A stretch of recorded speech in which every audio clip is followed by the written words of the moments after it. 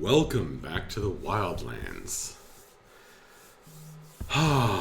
We get to do a daytime session today for some extra time, so very excited. Let's jump right in. Folks, you are in Arkney, famed for the library of Ibu Gruger, in almost the very heart of the Wildlands, on the shores of Deep Lurk Lake. Last time, you did a few things in town. You attempted to further your investigation into the constant attempted murder of a great bard. He calls himself the former great bard, who lives at the Roadheart General Store here. Marius Fitzywell. With the added motivation that he would trust you enough to tell you about his half-brother, who apparently taught Vapos some very important things. However, the thing that you tried was to go to the enchanter's shop, the Traveler's Path, and you found that you found an animated suit of armor, and it told you that the enchanter was not at home, and in fact was often not at home. You decided to pursue some other things, and made your way again past the celebrations for the month of Jurk, to Stars and Signs. And that's where the astrologer lives. And so you have come to the Stars and Signs, which is a building over here, full of holes knocked in the roof to accommodate a forest of lenses, ocular machinery, and long telescopes poking up at the sky like mad porcupine spines. Inside, you have met Aponiorn, a very cowardly gnome, who is the astrologer, and it seems a teacher of the local children. You are now in his living room, which seems to have been partially converted into a schoolroom, with a few rows of small chairs and desks. And at one end of the room, in front of a blackboard, or large-ish chalkboard on a stand, there's a little box with a lectern that the gnome himself could stand on. Above you and all around you are just a crazy assortment of artistic renderings of star charts, of devices, brass, copper, silver, gold, often with this elaborately artistic sense to them, objects that are meant to track the stars, to chart them, to telescopes for looking at heavenly bodies, and all manner of things. Above you, specifically, is this enormous room-spanning. It's kind of a chandelier. It's kind of been converted into a chandelier.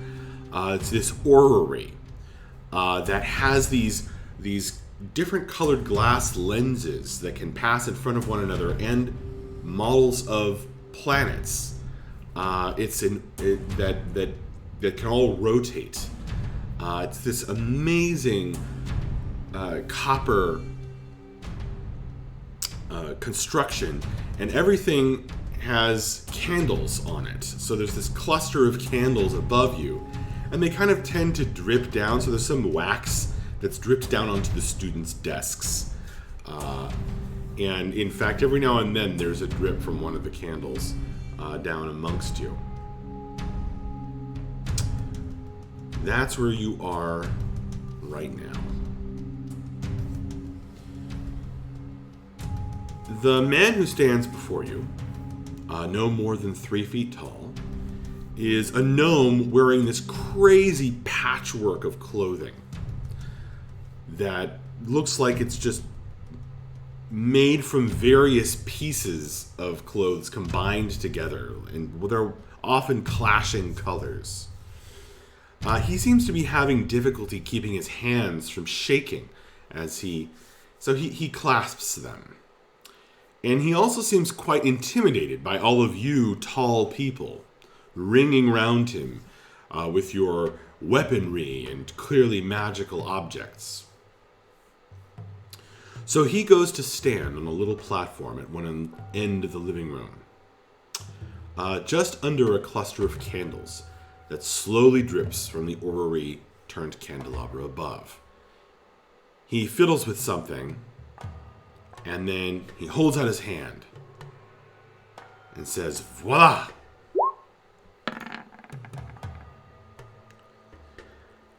He makes a sleight of hand check, and as he is at the moment, he says, he was just talking about how the difficulty you're going to have in saving the remaining great bards or becoming one. And he's looking right at Bella as he does this. And he does this, he kind of plucks something from midair, and he holds up this large coin.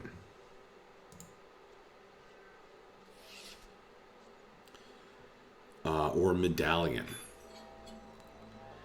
It has, and you are familiar with this, a dark space in the middle with jaws. It's surrounded by runes that write out a phrase, and it gleams like gold.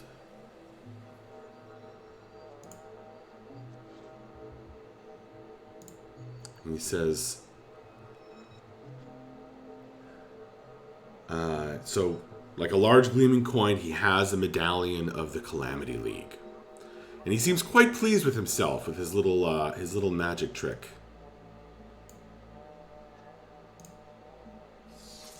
I politely clap. He smiles and he nods. And Aponiorn says, "Now you." And he looks at Bella.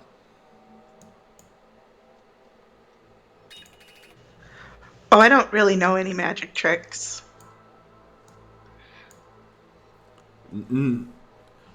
No, I mean, you possess a medallion, do you not? Oh, yes, absolutely. And I'll pull it out. Thank you. I just wanted to make sure that I was, that you are you. That's all. Yes, absolutely. No, we're definitely also. I don't know if we've been formally inducted into the Calamity League, but we've been given a medallion, and everybody seems to think that that's enough. So I guess we're part of the Calamity League now. Vapos will pull out his medallion as well and show it to him. Oh, good. Good. Good, yes, as I was saying, very glad we have the Vapos of two masters, and not Vapos the Vile. That was the other possibility.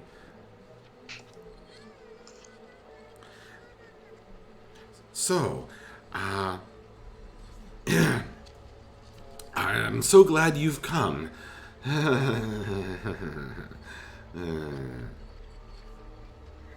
I have to admit, I'm very intrigued by what you said just now. Um, we've we've come here to Arkney not least because one of the great bards here is being targeted, though I'm sure I can't really tell you anything you don't already know about that.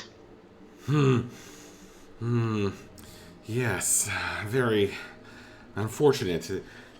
There is some disagreement on on him, as he can no longer create art, of course. Well, I assume that that's the reason for his rather unusual method of targeting. Um, as you were kind enough to sort of introduce us to last time we were here, the great bards are tracked through the stars, but only as long as they're creating, from what I understand, which means that as far as Mr. Fitzywell is concerned, he's rather incognito while he can't create. Yes, yes. The he kind of straightens up. Those who dwell below have not yet ascertained his location. It seems. But they know much of what goes on, and I'm sure they will find him eventually.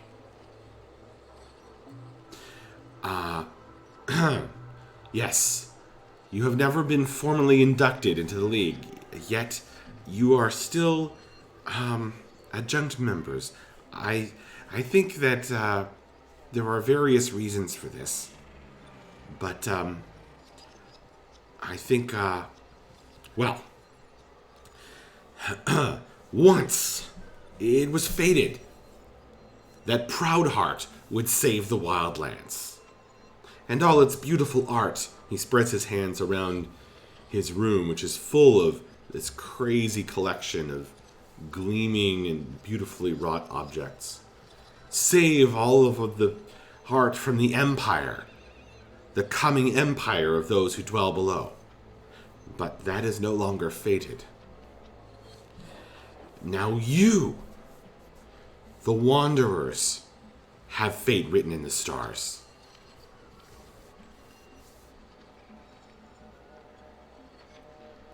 You must awaken the gods to the danger. Shake the veils from their eyes. Shake them out of their cycle. And the League will assist you in this. We don't all always agree on the best course of action, but, well, we will help. I am helping you now. I have, I have exposed myself somewhat to danger by telling you that I am a member of the League, but this is not a safe place. Stars and Signs is, well, he's like looking around the room. I don't have the facilities. What I mean to say is, the safe house of Arkney is run by Mistress Guano. And whereabouts would we find her? Well, well, she calls herself a private eye. Oh, yes, the detective agency. Right, yes. Since you are looking into these attempted murders, she might feel a sense of rivalry with you. Nevertheless, I'm sure that you can partake of the safe house if should you ever need it. Thank you for letting us know. Um, Perhaps we'll stop by there. I'm sure that we don't mean to intrude upon her territory. We're simply trying to help out a friend. Yes, of course. Well, did you're all here? So we are.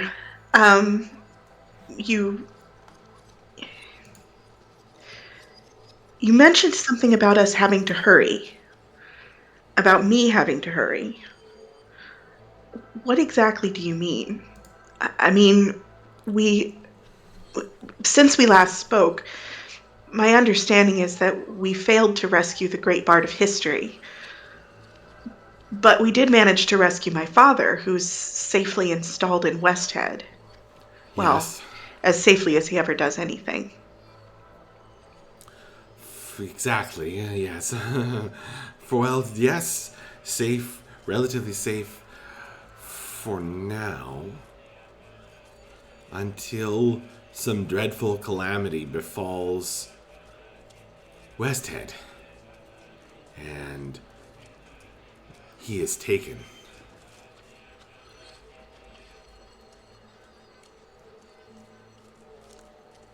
Which is a possibility.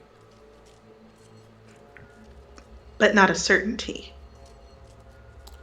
It's certain that it will happen eventually if you do not deal with the network of evil allies that those who dwell below have been building up over many, many years, centuries.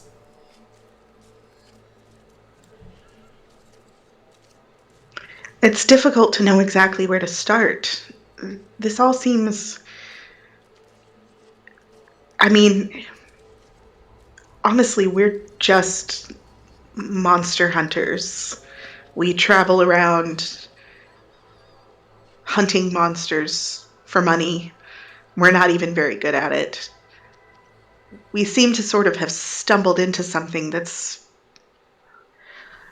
much bigger than any of us really ever expected to be involved in, except maybe Vapos, who seems to have been sort of barreling towards this his entire life.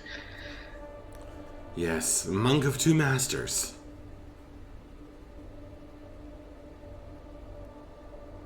I just don't entirely understand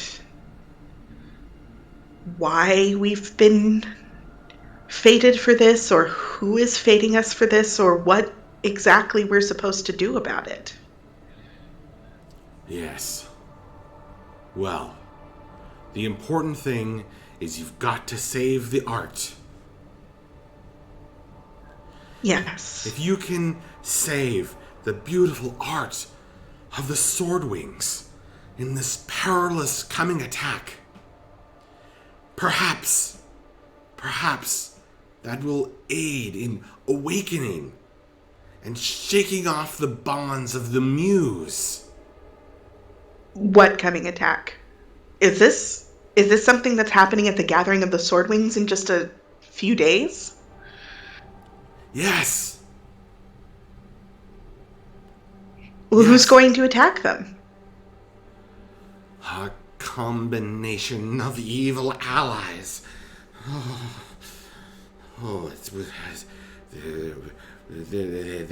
an unholy alliance has come together to take them down. The bastions of justice and honor and chivalry in the Swordwings. They are going to take them down, and they're going to take their art, particularly something that Dacio made long ago that he may even have forgotten about. The Candescent Plume. All I of Kiri is looking more and more confused as this goes on. And concerned. It's a very interesting combination on her features. Preserving this art is our priority. But you may want to save all of the Swordwings from the disease and the destruction that will be brought to them as part of this attack.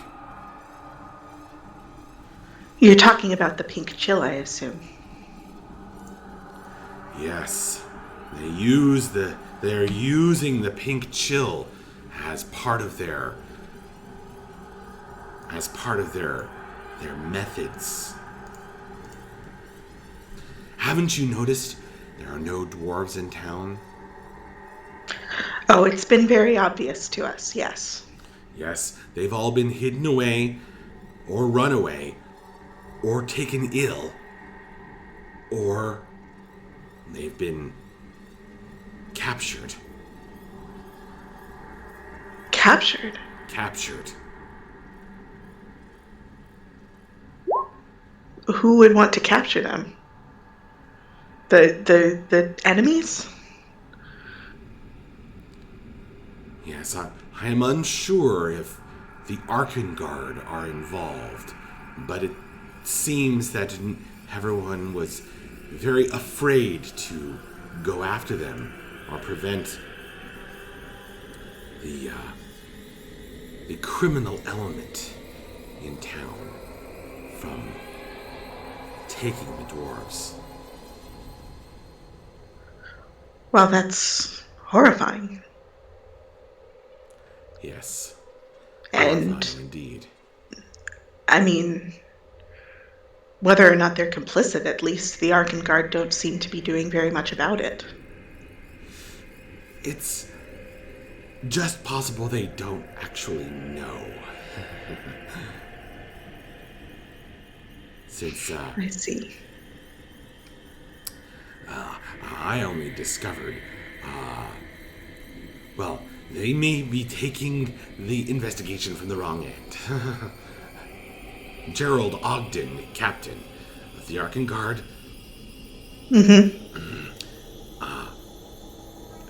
He has put it about that they are looking in the... yes. Well, you see, it was made to look as though the dwarves were to blame for the toxic goo in the lake. No, I know that's just silly. I know my goo, and that's not dwarf goo. Yes. No offense. He's looking at Mavra. Just looking right back. But you may be you may want to be careful. Well, I pity anybody who tries to kidnap Mavra in the middle of the night. But no, in fact, the goo on the lake, unless I'm very, very mistaken, is something that should be in the process of being dealt with right now. It was the result of the kraken that died on the shores, I believe. Not a few miles from here. Perhaps, but I think someone is dumping it from underneath Arkney. And I think they have framed the dwarves and have made it look as though this disease is a result of handling this toxic material. But of course, as you know, this disease has been manufactured by the demons who, even now, keep the truth away from the gods and act against the muse. Yes, well, we've made a little bit of progress, at least in terms of that, so perhaps we could... He points at Mavra. You must go to the forge, the brewery. There fell the book of poetry into the depths. The League needs you to retrieve it. And there is an ally there who may help. Who's that? I can't hear you, Mavra. Who's the ally?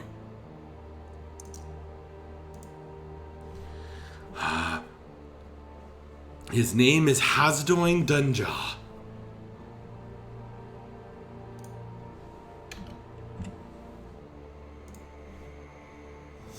He is he is protected as he is romantically involved with Tussilin Barrel Cleaver.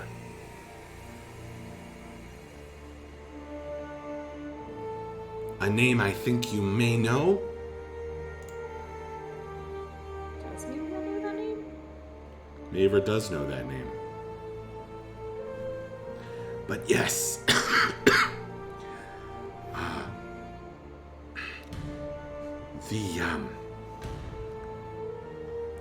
the thing is, each of you has become a member of the Wanderers, as your fate is now bound up with the fate of the Wildlands itself.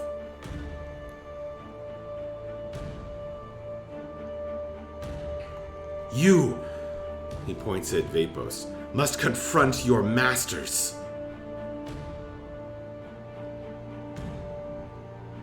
Seek your final lesson from one, and teach a final lesson to the other.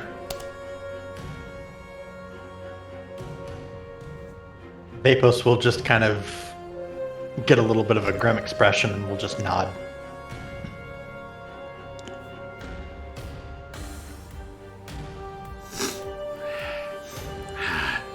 Yes, I believe that your masters are not far away.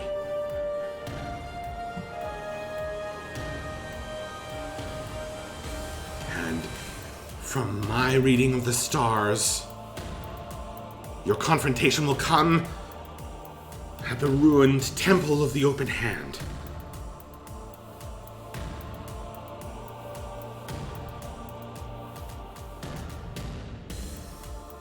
Yes, in the Thurbu quagmire, I believe. I must admit I'm not terribly familiar with this part of the Wildlands. Where is that? You did not know? Oh yes, it lies but a few days to the east. That is also where the Frog Talker dwells. Okay. He looks at Akiri. Yes, the Frog Talker. She who knows the location of and can track and can tell you where one of those who dwells below lies. She who is friend and ally to the one you must consult.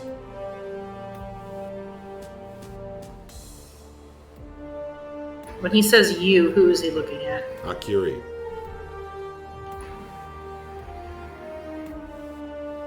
She looks very confused. He Who's...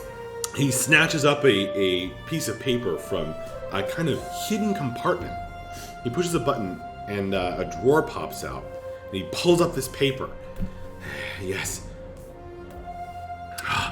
The great bard of astrology. He hugs this paper to his chest. Her location I have been unable to track for some time, as she is very careful never even to look up at the heavens. She has done no astrology for years, lest she perish. Always To stay hidden, a great bard must go hooded.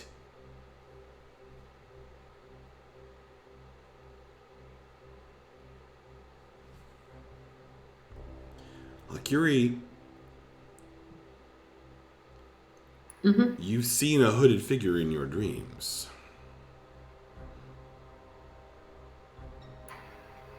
Have I? Yes. Isn't it the peacock lady? Yeah, that's what I was thinking. Because the peacock lady was in my vision, in Maver's vision too. Oh, that would make sense. We already know we've got to find her. Yeah. And last we heard, she was headed towards the Sword of Rings meeting. Yeah, here's hoping. The gods must be awakened to the danger. Haven't you noticed? It is the month of Jurk. Haven't you noticed? Have you felt anything? Has she? No.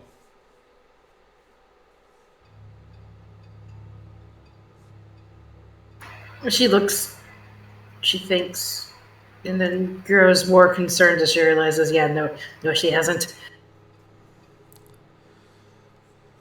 The gods must be awakened to the danger. She can tell you more. She may have some special task for you. After you have saved the Swordwings from the coming attack. Of course, you could also seek advice from the safe house in the curio shop at Madame Lumiere's.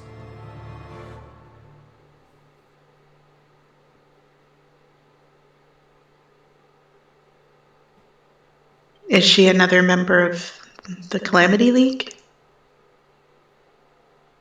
Madame Lumiere is a great proponent of the idea that the Wanderers must be the path forward. And especially in light of the prophecy of those with certain feathers. Akiri nods and says, Madame Lumiere was a friend of ours when we were growing up as kids. She taught Shadir how to use magic.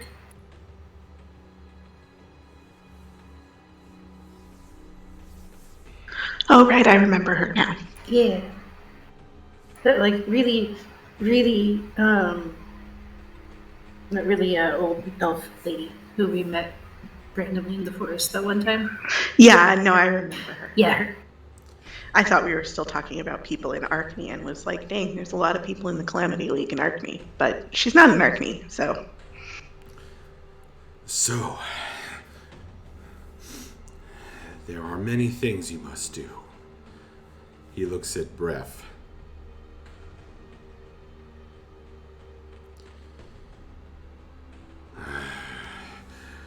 The goddess of the waves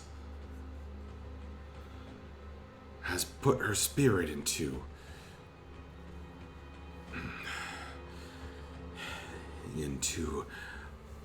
some old friends.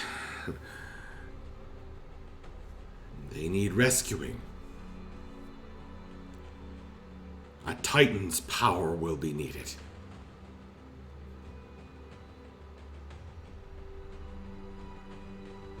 Huh. Well, might have some leads on that. Good. Yes. It will take a mighty one indeed to contain the power of the Storm Titan.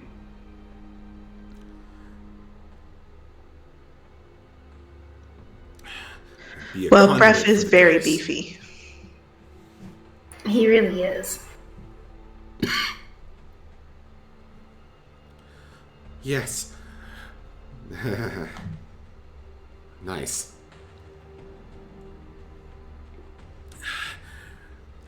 Well, here is the thing. In the coming attack, this unholy coalition of dark dwarves from the plane of Earth, of cultists, and servants of the wriggling ones.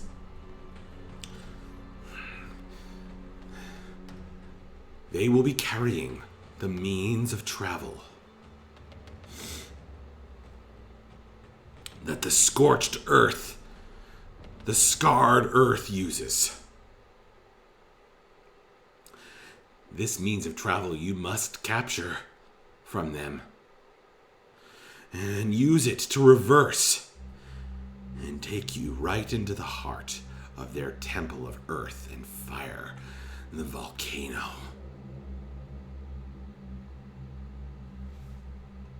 Hold up. Is this volcano where a certain big old red dragon lives?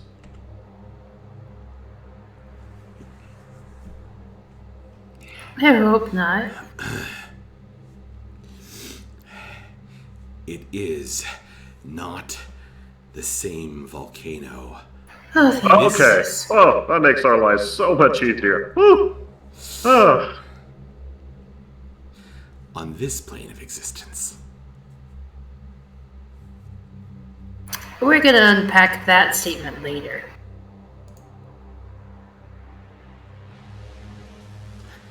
they are connected through the plane of fire.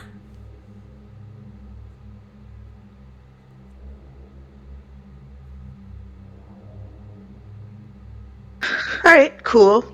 So we have to fight literally everybody who hates us all at once. This is a great prophecy. I'm loving it so far. This is going to be great. The clever one knows what to do.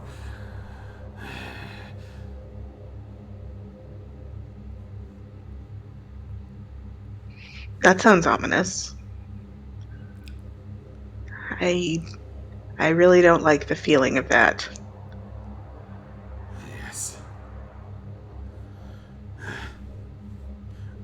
Breath and Vapos. You must protect the heart of blue. You must cut her off of its power. If you are to have a chance. If the cycle goddess is to have a chance.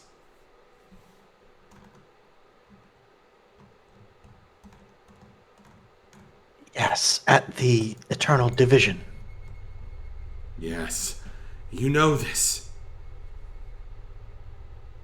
I was told a long time ago about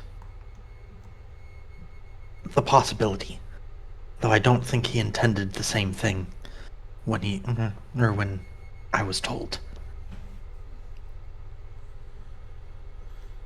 These things must be done before the year is out.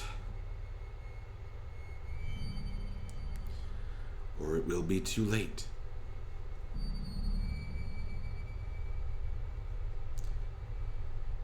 You have a great chance in the coming attack to capture their means of travel, to save the art of the Swordwings, and to turn this terrible doom back on the enemy.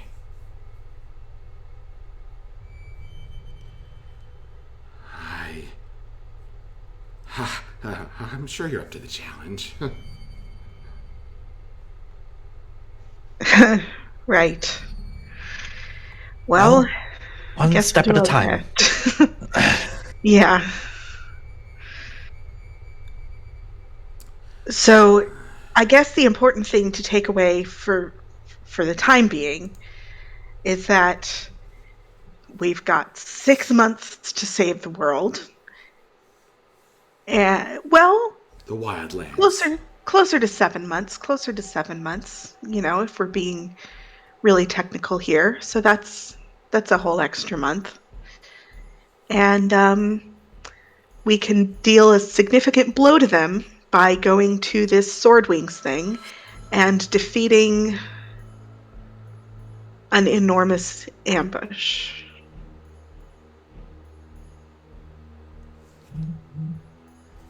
Save the candescent plume.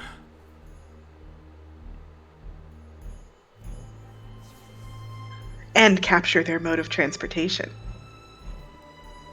Yes.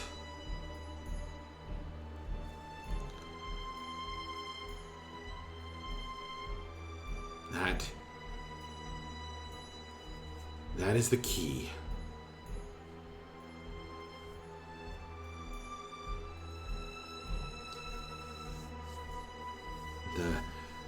The magma key.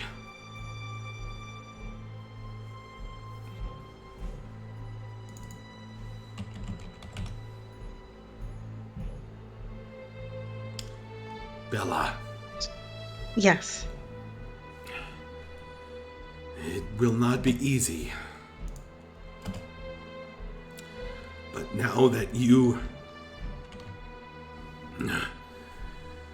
Well... You must... You have the great and terrible honor of having a chance to reach the Muse. You must understand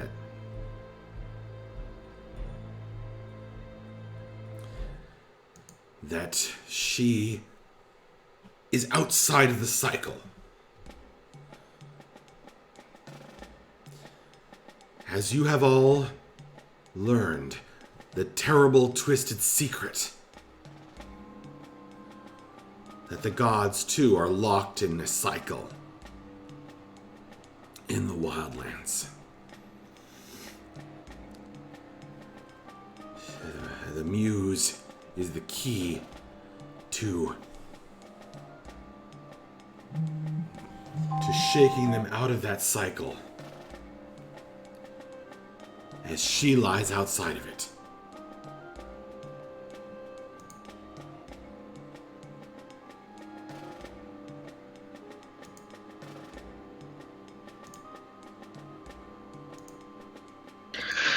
I think I've already proved that she's not particularly interested in talking to me. How so? I mean, What do you well, mean?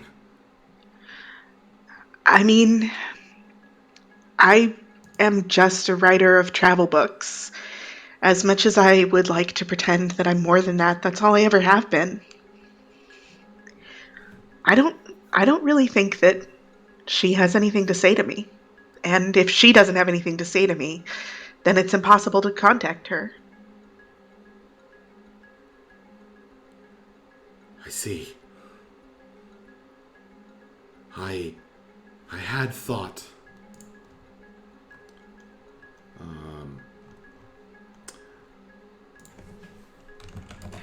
I had thought that you were on the path. It is written in the stars that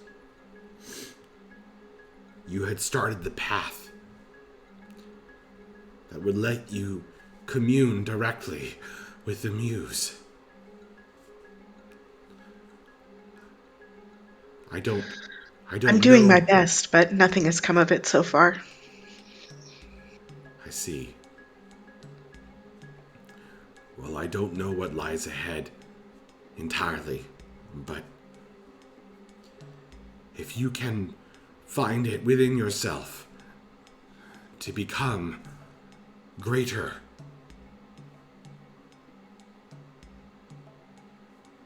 then we might have a chance to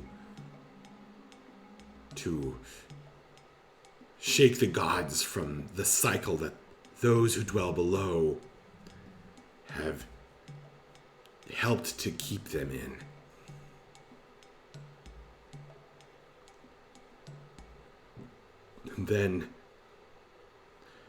And then we will not have the wildlands taken over by an empire of unchanging rule.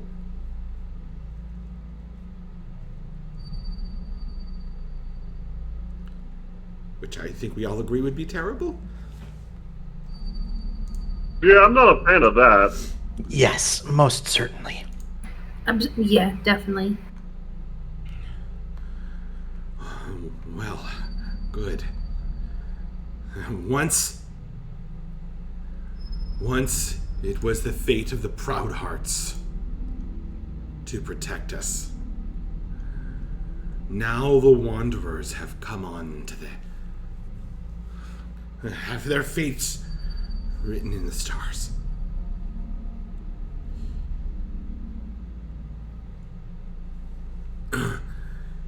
So, I urge you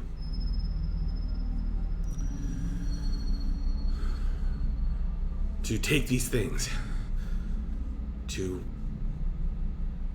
protect the art, to prevent them from remaking the reality of the Wildlands.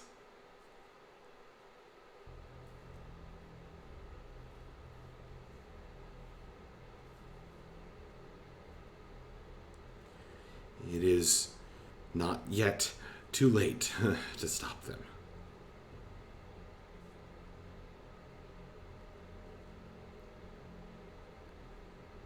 We will do our best. Just to be clear, where is this forge with the book? It lies within Deldam. That's what I expected. Yes. The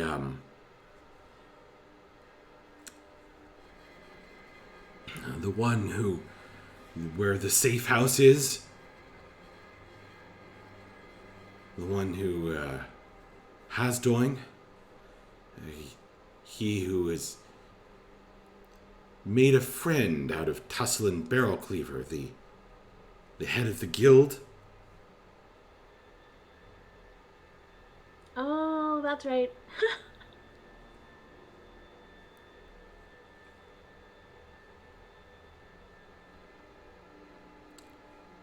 Yes. In Deldam. There the golden book of Psalms was lost to the depths.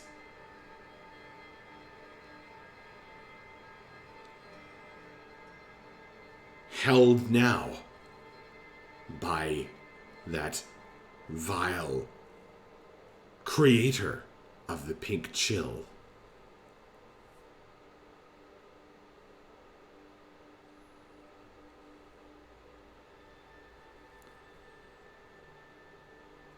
If you are brave enough, you must go there. Take him down. Retrieve the Book of Psalms.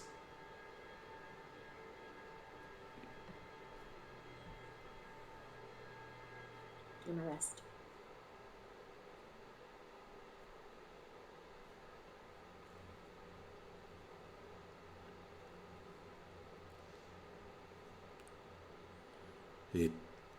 It seems to me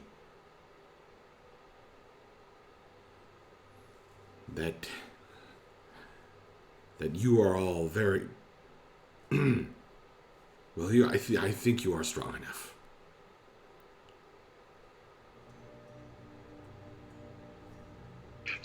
Well, that's reassuring anyway.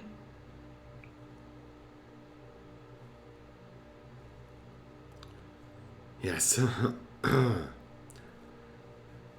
Of course, he holds up a star chart. there is the possibility that your star could be extinguished. So, telling the future is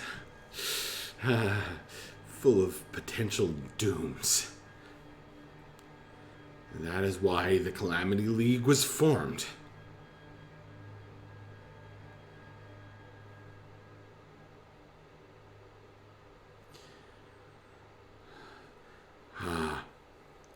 One thing I would ask, as we try to extend the network, our own network of those who appreciate beauty and variance. He does another sleight of hand, and he holds up another medallion. He does a better job this time. You don't see him take it out of his pocket. He does actually pluck a medallion out of midair.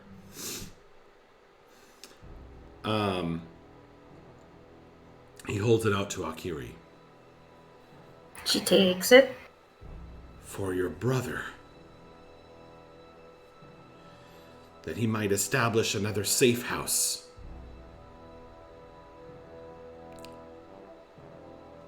She nods. It's another of the Calamity League medallions, right?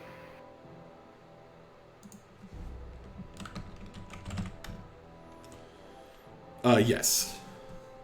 By the way, cool. Guys, if you didn't know, our very own Akiri M created this art.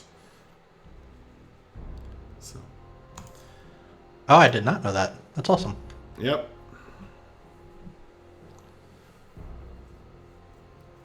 That was like 2 years ago or something crazy like that. Yeah, it was back in 2019. So 3 years ago. Fuck. This game is a crazy long-running one. Mm-hmm. But he says, Akiri's gonna take it and pocket it quietly. There are many paths to disrupting their grand plan. Just make sure you don't get killed too soon. We are going to try our hardest. Yeah, that's the one part of our quest that I've always been really, really invested in. Yeah. Good.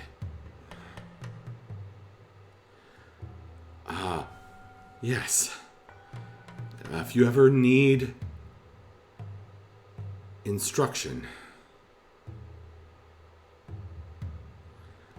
locate a member of the League. And, well, we talk. Actually, it's not much in terms of formality. But if you whisper our motto into the medallion, you can receive communication.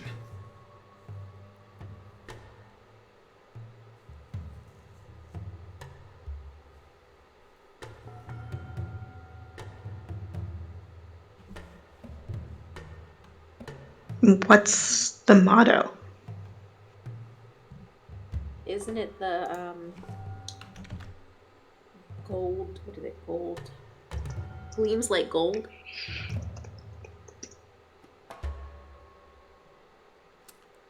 It is written on the medallion. Oh, of course. It's the upside down part that is in Latin. I'm trying to remember what it says, but I don't.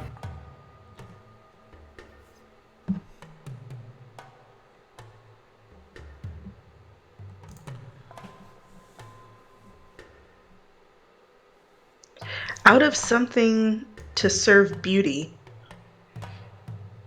I think it's like out of calamity to serve beauty or something like that. Out of, yeah.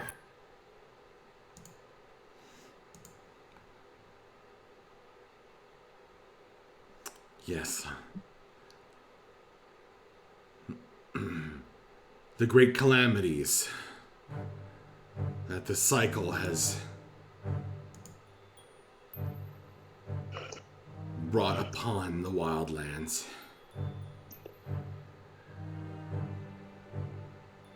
are modeled in the medallion. The three great dooms that have been subverted and used by those who dwell below.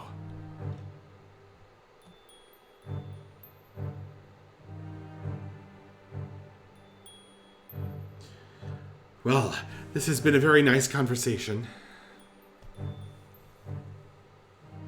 Yes, thank you for the information. You've been extraordinarily helpful. Good. You have a clear path forward? I think so. I believe we do. Good. Good. That's a relief.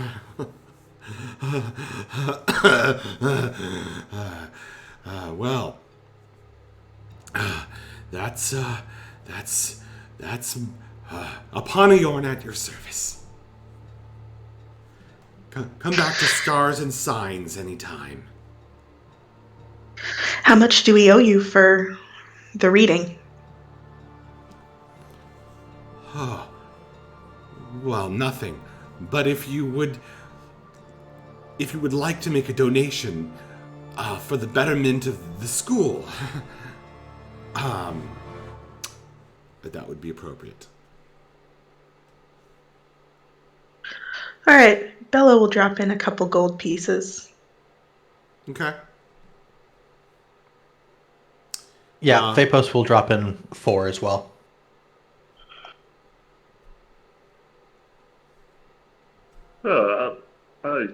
I'm a big believer in ensuring that those who will come after us are able to live a full and prosperous life. I'm going to slip in 10 gold.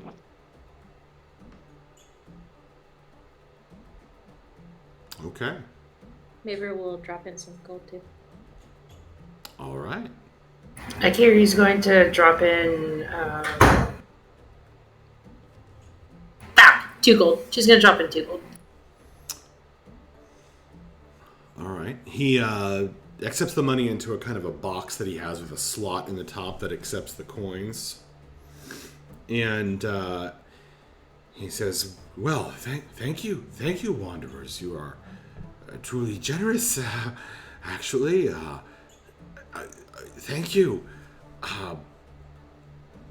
May the blessings of Awolf come upon you, that you have helped the children this way. And yes, talking of the future, you know, you're ensuring that they have one.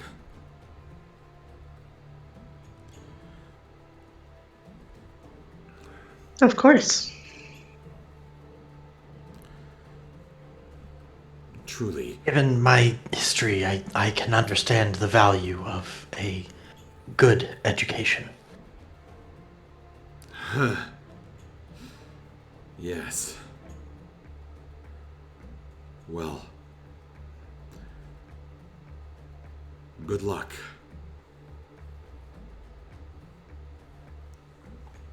Thank you.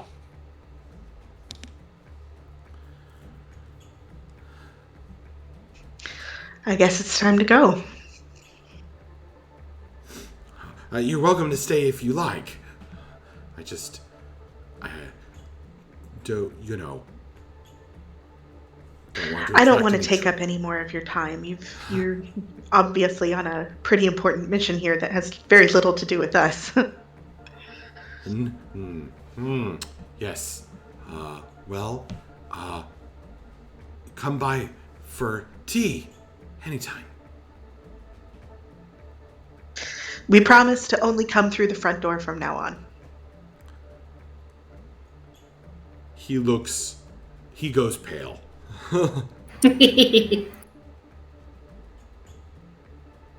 Didn't you always? Okay. No, Kiri went through the roof the first time.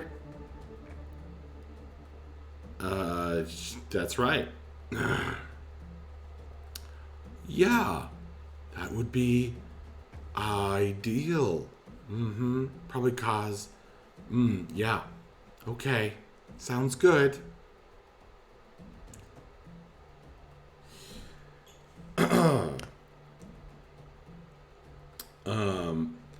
I have neglected to mention folks in chat, but thank you to Taladar, who resubscribed and said, hey, there's been lots of chit-chat in chat. Ethan Hans came by. Kenny has been making all kinds of interesting pronouncements.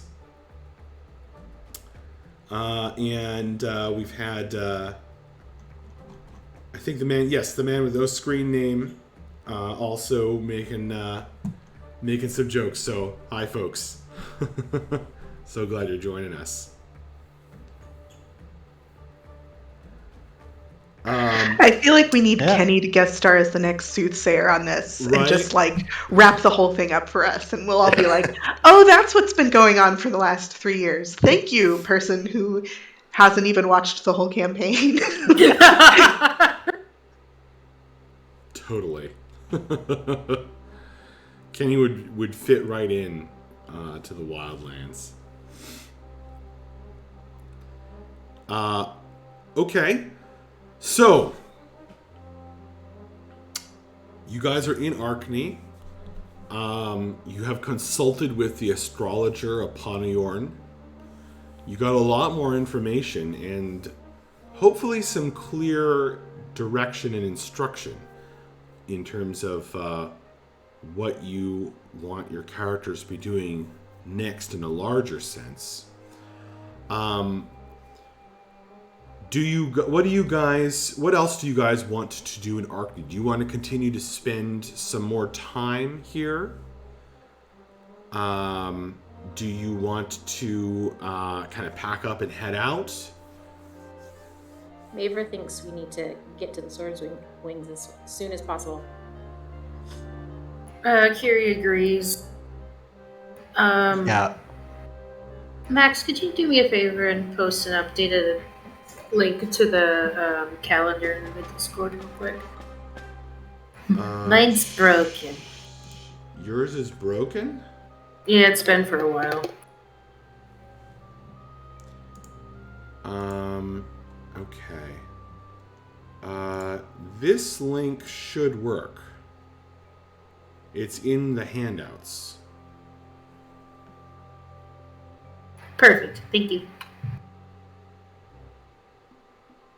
Yeah, Vapos did want to go to the All Eyes Detective Agency. Okay.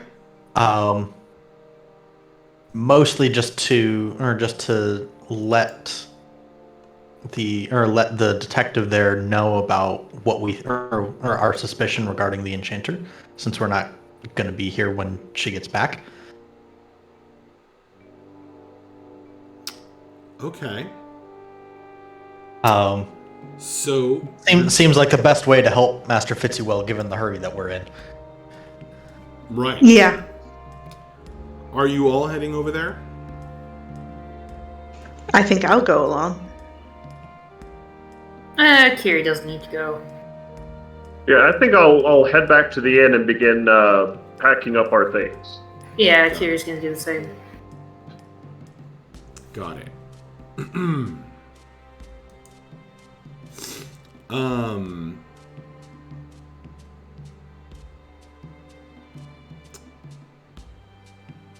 Okay. You begin packing up your things, packing up your travel supplies, your rations, and prepping to head out from civilization once more. Those of you who are headed to All Eyes Detective Agency, you are going to meet Mistress Guano.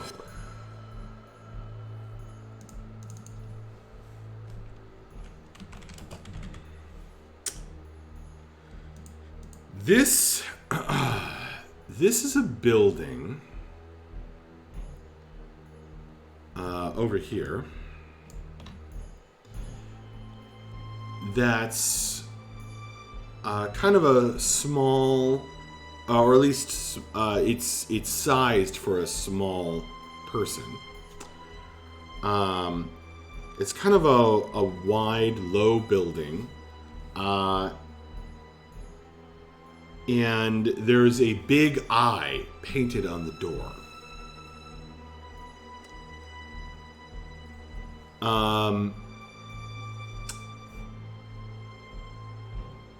When you come into the door, there's the whole thing. There's you are hit by this smell of whiskey. And the whole place is kind of dark inside. There's like a front desk, but nobody at it. And then there's like a back room with another desk. And in front of like a bunch of file cabinets. And you can see this open bottle of whiskey. It's the middle of the afternoon right now.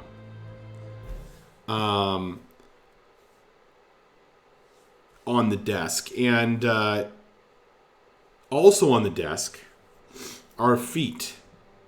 Somebody has their feet up on the desk. There's this gnome lady with this wide-brimmed hat. And folded arms, just kind of watching the door with a cocked eyebrow.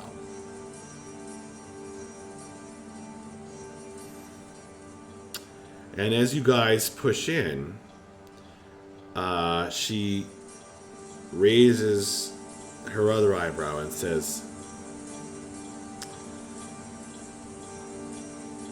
"Of all the detective agencies in the world, you had to walk into mine."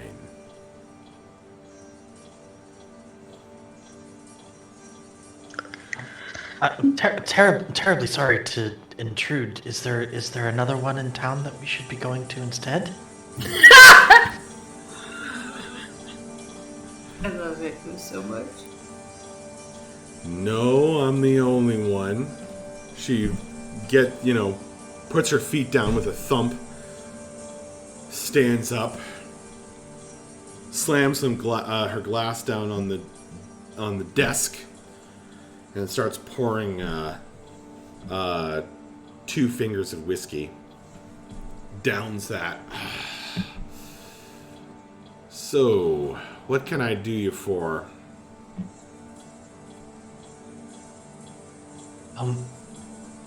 Well, my name is Vapos, and I wanted to bring to your attention, I'm a member of the Wanderers, an adventuring party, and I'm aware. Excellent. We came across some information regarding Mr. Fitzywell's situation with the Gesh that has been afflicting people and causing them to want to attack him. Unfortunately, we're having to leave town, so we won't be able to follow up on it. But it seemed prudent to pass that information on to someone who would be here to potentially render some aid and potentially collect the reward in our place. Right. I've been, I've tried to take that case on before. But, let's just say Mr. Fitzywell and I, haven't always seen eye to eye here at the All Eyes Detective Agency, if you take my meaning. I see. She kind of struts around the desk, kind of appears from behind it, and you see she's just kind of like, she's got this expression of eyeing you guys up and down. You're getting the strong impression, and she smells like whiskey, but she doesn't seem drunk. You're getting the strong impression that she really enjoys this. Okay. It's okay, Max. We know you're living out your noir detective fantasy. Well, she is. And She's living out your noir detective fantasy? I mean that she almost seems like she's play acting. Okay. And she says, I know who you guys are. If you ever need a safe place, I've got a grand speakeasy down below where you can stay. How much of this city is underground? Recently, more and more. We had awfully helpful contingent of dwarves who have now vanished.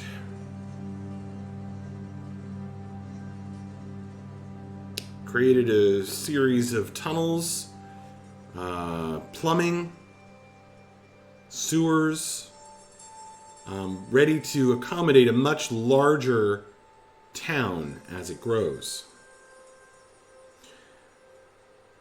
But it's dangerous down there.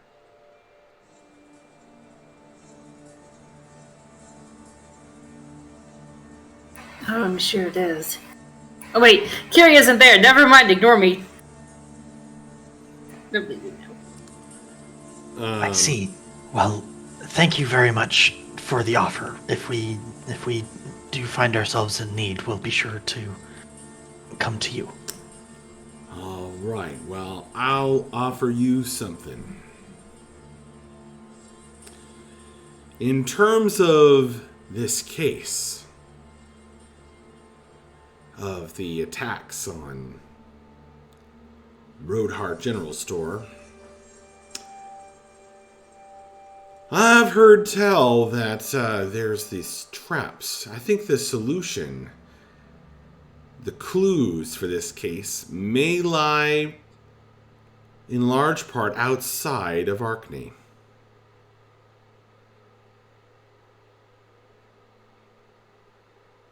Yep. Yes. Well, Well, yeah, sorry. sorry. We've uncovered a bit of that sort of thing, and I think it might be able to help you quite a bit. Bella, do you have that notice still? Yes, I do. I'll pull out the little piece of paper and I'll spread it out, but I'll say, be very careful not to touch the sigil. Right. So you think the enchanter might have something to do with this? She may not be the one directly responsible, but the fact that the sigil appears on her notice is certainly suspicious. And the Wanderers know from experience that that sigil is particularly the one that creates the gesh in its victims. Right. You trying to hire me for this case?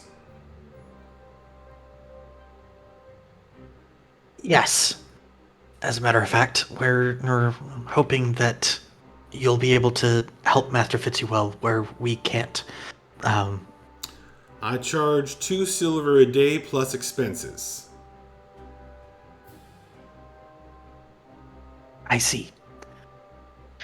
I'll pull out 2 platinum pieces and slam them down on the table and say, this should cover you for a couple weeks. Well, all right then. She scoops up the platinum pieces. I'm officially taking on this case. Mistress Gwenel, at your service. Thank you very much. And if you're able to resolve things before we come back, then you're welcome to the reward that Mr. Fitzywell is offering as well. Well, that's awfully kind of you. I will certainly apply all of my considerable acumen to this case. We very much appreciate that. I'm sure. Well, she pours herself some more whiskey. Want any? Join me Thank for- you, but I don't partake. Even on the month of the drinking god. It causes problems with my complexion. Yeah, your loss. Alright, well, I'm going to close down for the day and get started on this case. All right, excellent. You should know we did stop by Miss Tranvil's place, the Traveler's Path, but the animated armor told us that she was out of town for some time. So, other methods of intelligence gathering may be required. Yeah. I will also say that the one thing that we do know, well, one of the other things that we do know about the Gesh sigil is that it's very similar to dwarven runes, although the dwarf in our traveling party hasn't been able to identify it specifically. But if there's anyone who would know anything about magical enchanted dwarven runes, we would assume that it would be the dwarven enchanter. So hopefully, even if she's not directly involved in this Gesh, as I hope she isn't, hopefully she'll be a good source of information about it. Right, right. Well, good to know. Good to know. I will certainly follow up on all of this. And next time you're in town, you can certainly expect an update, as I assume you're leaving town. Yes, probably later today. Well, then I don't know how else we might communicate. I'll pull out my Calamity League medallion and say, isn't there some way to communicate through these? She goes, don't just pull that out willy-nilly. Well, everyone else seems to. It only seems that way to you.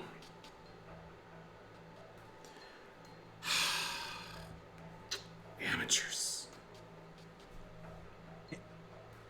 Sorry, but she does have a point. Is there a way that we can communicate through those? Just whisper the motto into the medallion and you can get in contact with any of us. Right. We do also have a member of our party who can send messages magically and allow for a reply.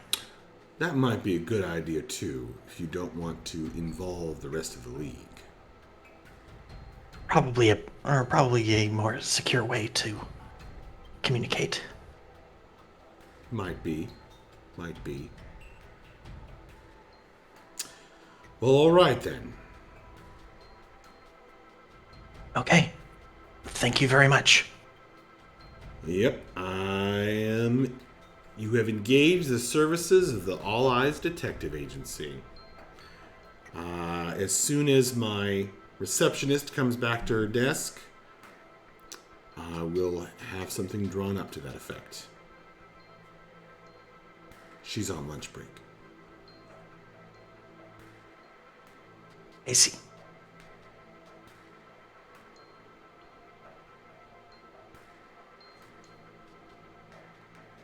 Okay. Then, all right. Well, as you are leaving, Gwenil is closing the front door behind you. And she glances up at you and mutters, "Hope you find your master." Closes the door, and you hear the bolt being drawn. Does everyone just know about my personal business? It feels like a lot of people do. But perhaps we should just go and see Mr. Fitzywell again. Let him know that we've made some progress. All right. Yeah, not as much progress as I'd hoped, but we can let him know what little we have. Okay. I don't think we need to roleplay that out necessarily. No, I don't think so. Okay. Just letting him know that we think that the enchanter may have some information, and that we've contracted Mr. Scrunnel to help out, since there is other business that calls us away from Arkney. He is extremely pleased and bids you all good luck. Everybody, you all contributed coin to the school fund, so be sure to refresh your inspiration. Cool.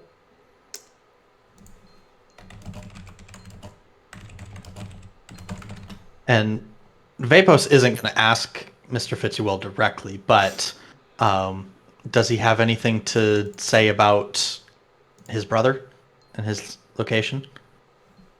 Because Vapos doesn't want to push.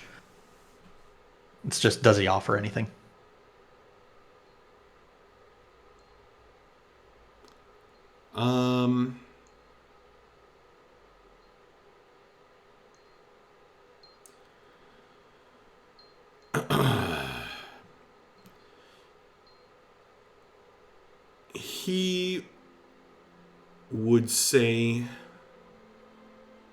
He would say that he's beginning to trust you.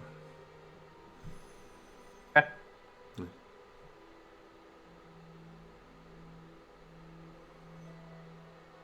Vapos will just nod and say, "I appreciate that. I'm sorry that we couldn't do more to help you right now."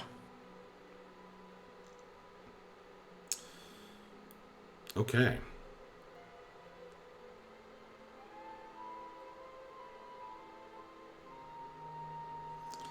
Well, guys, once you're packed up, you've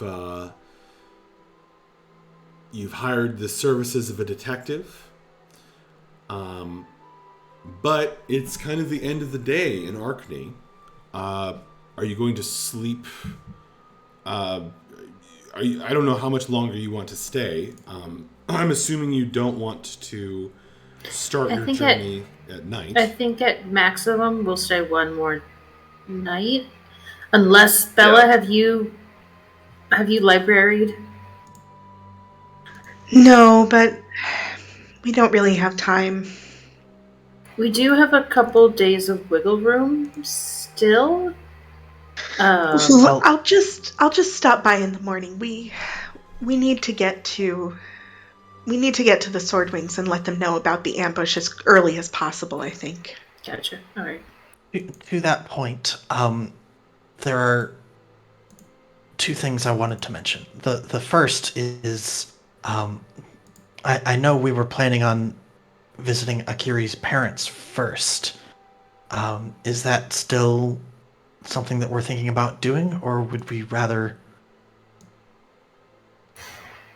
'Cause my understanding was that we were heading further south and then backtracking and heading back north. Yeah. My family is only about 3 or 4 days away at this point. And I really need to go home. At the very least, we have to drop off the Calamity League medal for her brother. That's I'm- true, and family is essential. Yeah, I'm hoping that I'm finally powerful enough to fix him. I see. Well, to that point, since we're in a larger town now, perhaps we should consider buying some horses to speed things up. That's an interesting thought. That had never occurred to me. I guess we do kind of have the money now, don't we? Sure, let's ask around. Seems Or- like it would be a very useful investment. Indeed. So perhaps we could look for some horses while Bella's doing some research in the morning. Yeah, I think that'd be perfect. Okay. So you sleep another night at the Mellow Eel Tavern. So that's going to be another, I think it was 12 silver each.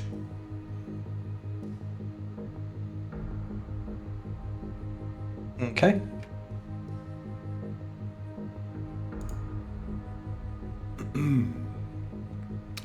It is now. Well, I think it was 12 silver per room, and we got 2 rooms, right? I think it was per That would- person. Okay.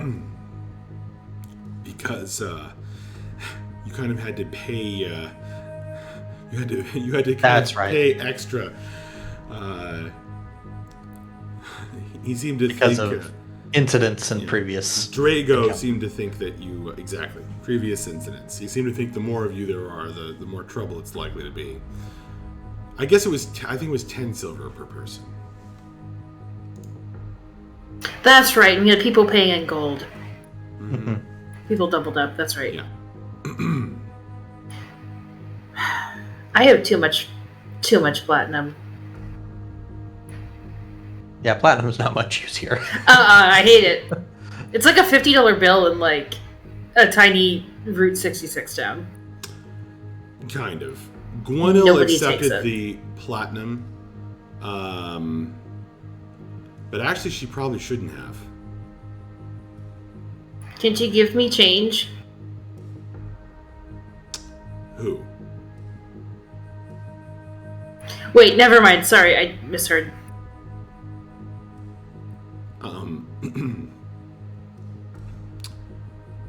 Bella. Well, you know what? We'll say in this case, Gwenil decided to accept. Perhaps she has other uses for the platinum. But we'll say this in this case, she accepted it. Thank goodness. I was just trying to be fancy, honestly. I was trying to shut her up with my copious amounts Well, of the money. problem is that she has no way of spending it. Yeah, I know. But yes. We'll say that you can spend the platinum on that. But for the most part, you can't here. Okay. So yes. So mark off another either gold piece or 10 silver each to stay in the Mellow Eel. And that will pass a fairly uneventful evening. You hear the town criers going by. Excuse me. And kind of in the middle of the night, that night, you hear a town crier.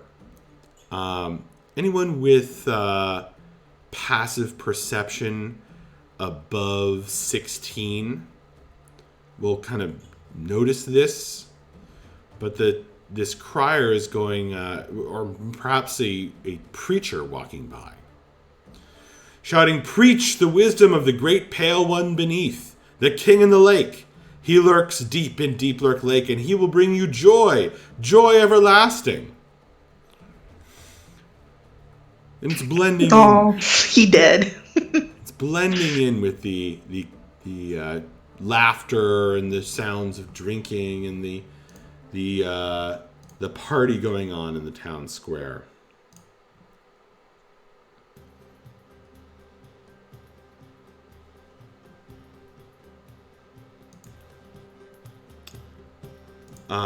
Okay. So the next day will come. It's now early in the morning on the third day of Zhurk, Thought Day.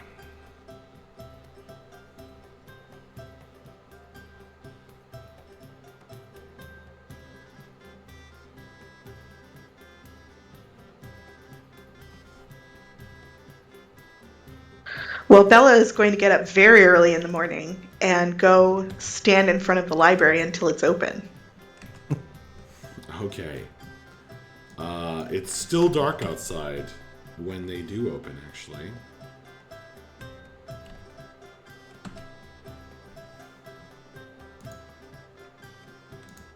Well, then I guess she'll go right in.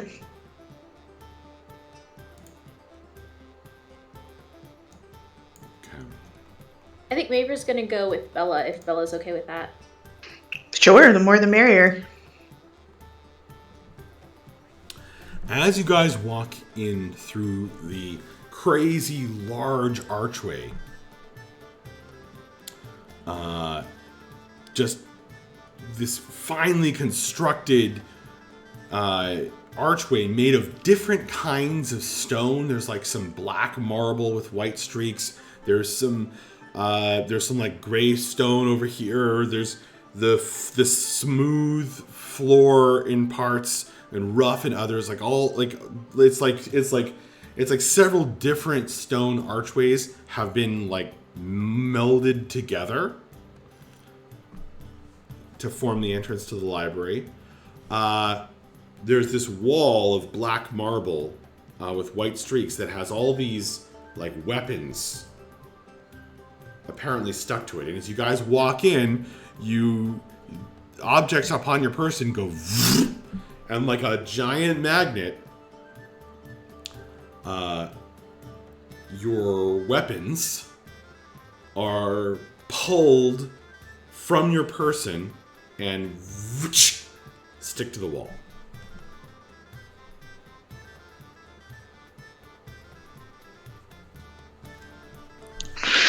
All right, what are we here to research today, Mavra? What are we here to research? I don't remember. Well, you with your weapons removed, you are now in the main hall of the library. So there's this grand open space with bookcases that are floating, and they go flying by, called by the various librarians from one end of the room to the other. Fancy. Just hundreds of books, thousands of books, lining the walls, curling up into the hollow spaces of towers, and just way up high out of reach.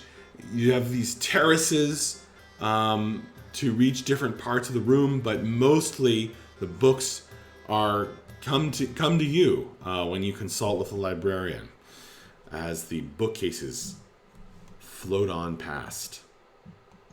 I know exactly what we're here for. If, unless you have a better idea, I know exactly what we're here for after a quick review of notes. What's that? The Legend of Baron Kana. Hmm. So I guess I'm going to find a librarian and try to get a research trip started. All right. Sounds good. So this is going to take a little time. Everyone else in the party, it's going to be daytime by the time you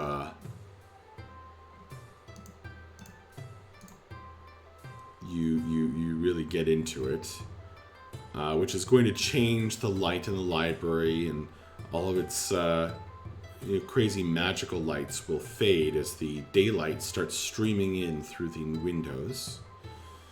The large, all different architectural styles of windows as well. I'm trying to find, where are my... So which librarian is the one that you are going to talk to at this time?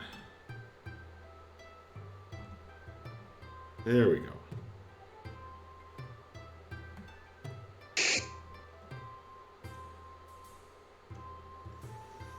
Okay. You are going to talk to Blog One. Actually, no, she's not there.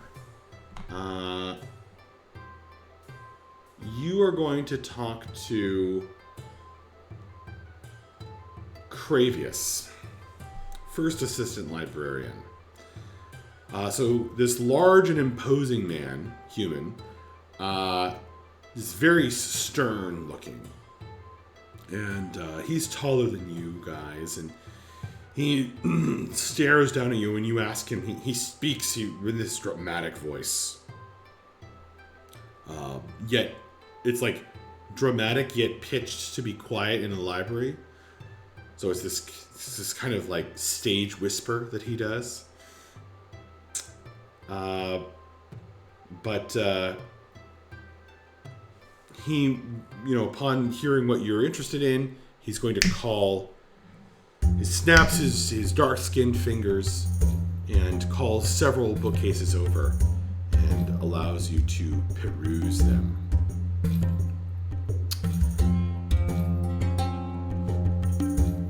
So go ahead and make research checks. So these will be intelligence checks. And I guess Mavra, you're probably going to apply advantage to Bella. Yeah. Okay. Just straight intelligence. I can't go for like history or investigation or Well, something it would like be a that. history check, actually. Yes. Okay, that's much better for me. History parenthesis intelligence. With advantage. Ooh, nice. 29. Almost made the 30. 29, wow. Okay.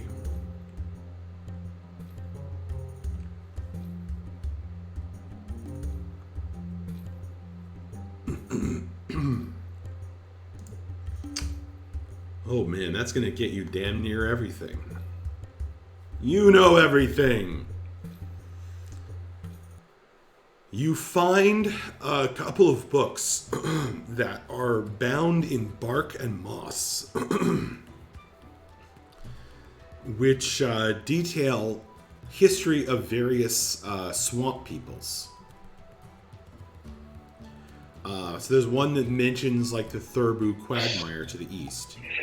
And there's another that talks of the swamps of Varankana to the south. You come to realize that this swamp is about a week's journey to the south.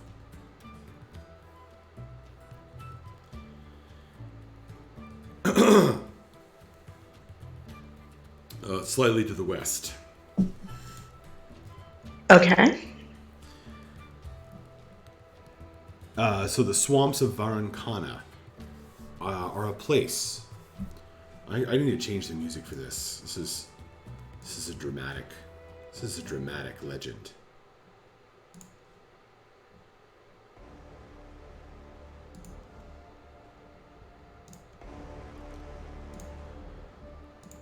The swamps of Varankana are a place where a god died, and a very strange mushroom grows once a century. You read of the Blight tribe that dwells in this swamp, servants of the demon goddess Zuktmoy.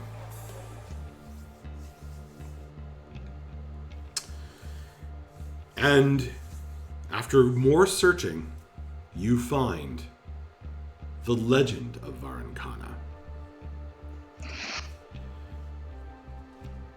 The swamp is named for a prince of olden days, a mighty warrior and clever spellcaster who wore a cape of forgotten thoughts.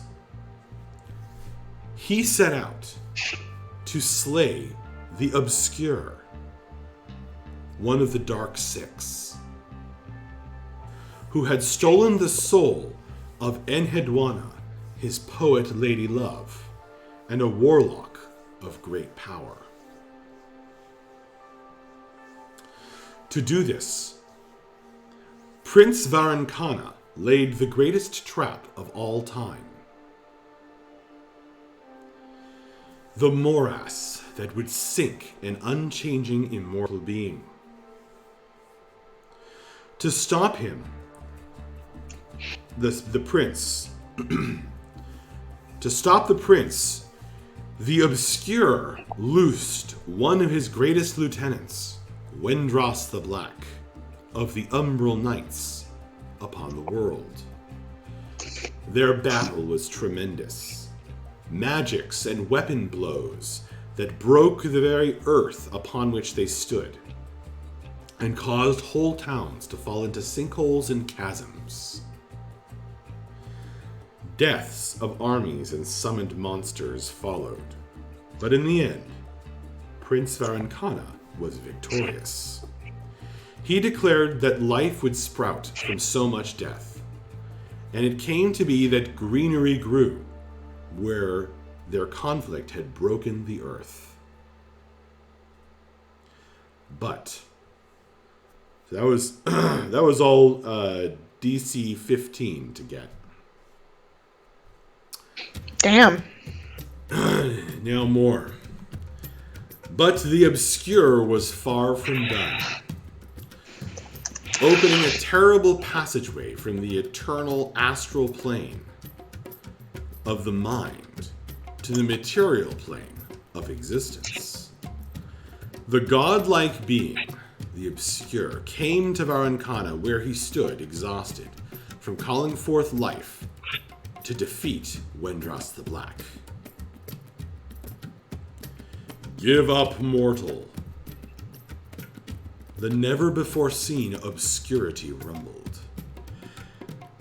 Enhedwana's soul is mine, and her poetry shall grace my dark halls forevermore. Else I shall destroy thee where thou standst, powerless. So that was a higher DC. Okay. Higher DC. But Prince Varankana smiled through the pain and tears. Nay, Dark One, for you have already fallen into my trap. Thy gate was the brush, and the life here was the paint. Now it shall cover thy canvas, unmaking thee for all time. The prince opened his mouth to speak again, and he spoke nothing, and his words were nothing. And nothingness was unborn from the nothing he spoke. And the nothingness was a great ritual of unmaking. This was the first time the gods had allowed such a ritual to be performed since the beginning of existence. Even higher DC. Shocked, the obscure tried to flee, but it was already too late. The rot of the material plane had set in, as fungus grew over its dark form and that of Varankana himself. And in changing, both he and the god were unmade, as though they had never existed.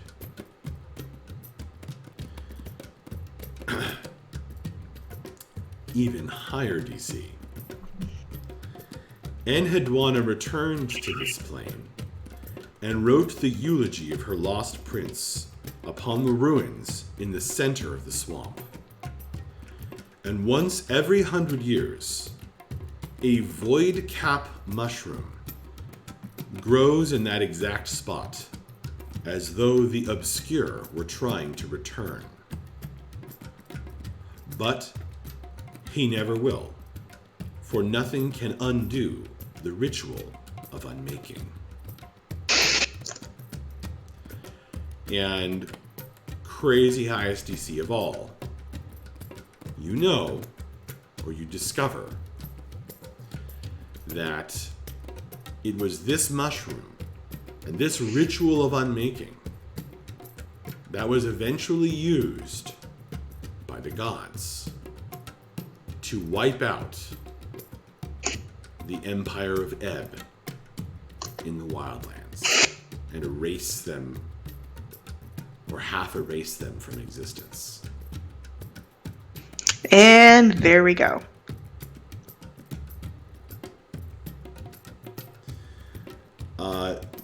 The other book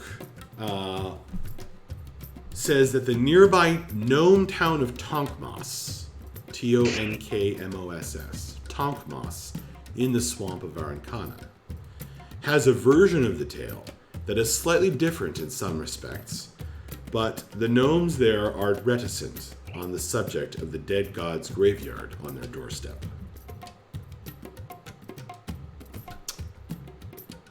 And there you have it, and you can now turn in your card. Your quest completed. Hooray! So, what does that card say? I don't have it in front of me. Oh gosh, how do I pull them up? Just tell me where it is.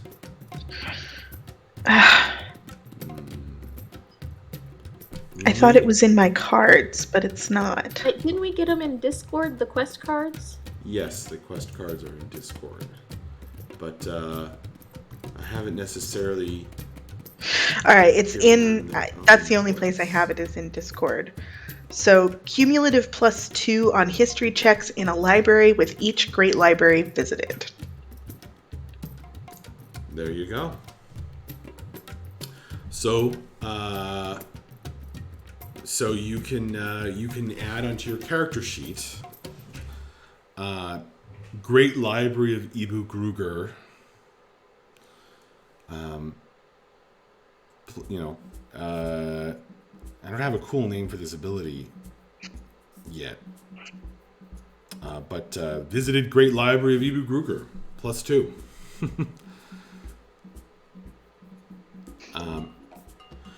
Instead of visiting, I think the quest should be, discovering a important legend in the library.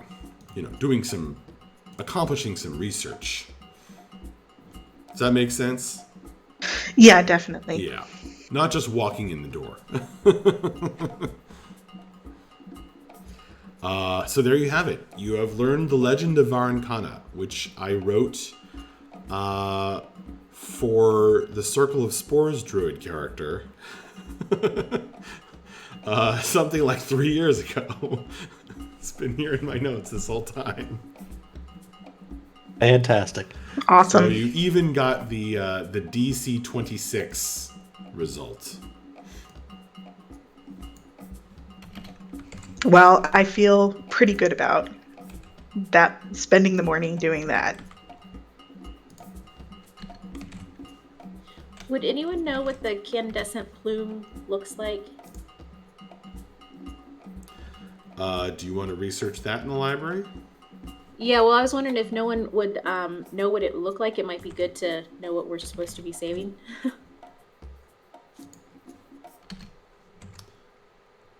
Would Akiri know about it from Legends?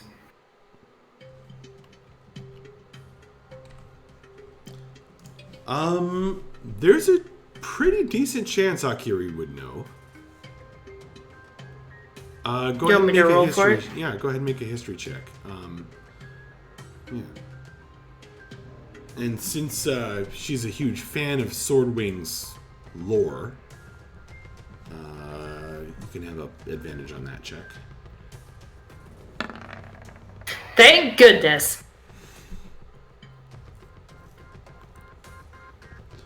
That's a 13.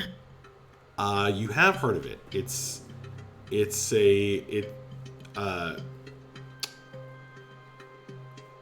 Long ago, Daisio, for about 50 years, created a bunch of objects. One of them being the incandescent plume, which is apparently it's like a kind of a headdress, feather, like a feather crown, and supposedly it is this flaming red, like fire, feather that swoops out behind the head and is enchanted in some way. Oh, nice.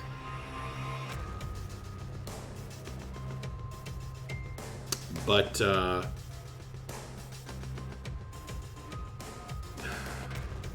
while it is a kind of an important object, he stopped wearing it for whatever reason.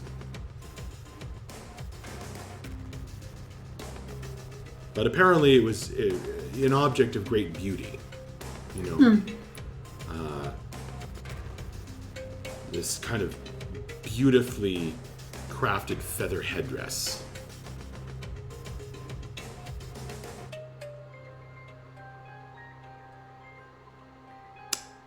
And of course, built to be worn while flying.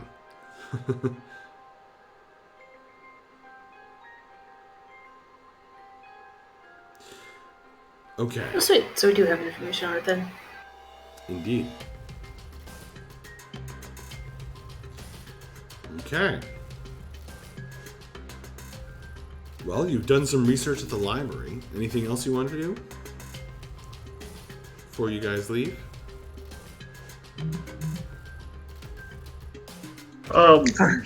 One thing real quick. I'm going to approach the barkeep at the eel Okay. and ask what their most expensive spirit is. That would be...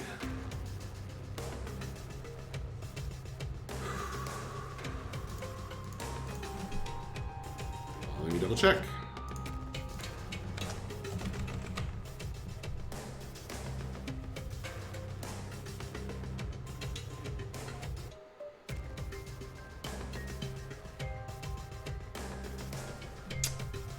That would probably be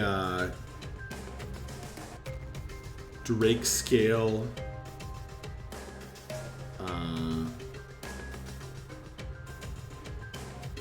Drake Scale Ale.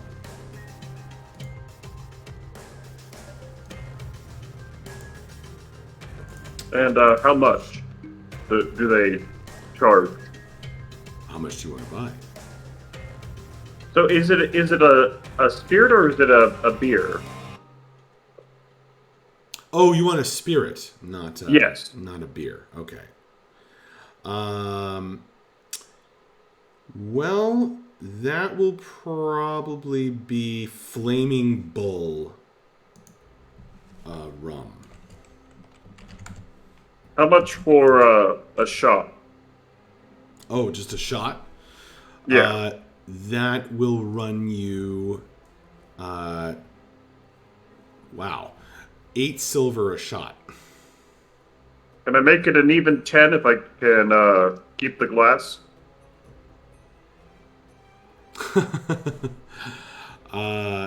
They have novelty glasses at the Mellow Eel that you can actually buy and take away. Those cost 10 silver themselves. All right, I'll drop 2 gold on the counter, order a shot, Okay. and I'm gonna go out to the lake and just say a quick prayer. Goddess of the waves, this place needs you. Ask that you be with it. I'm just gonna pour out a libation there into the lake. Cool. Roll a D100.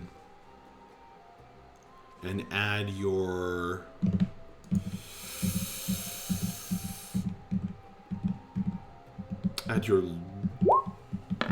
level. Oh, that brings it up to 77. You're still only 10th? No, I'm 11, so 77. Oh, 77, yes. I'm great at math. It's the weekend. No one needs to do math on the weekend. Yeah, true. Unless they play D&D. 77.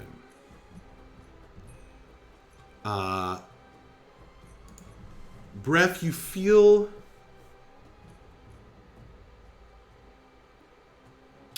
Even though the lake is tainted here with this greenish slime,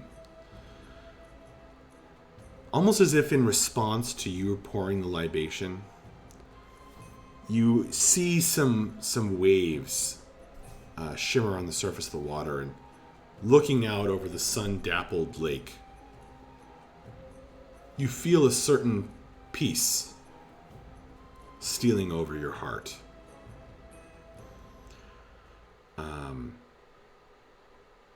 So write down a blessing of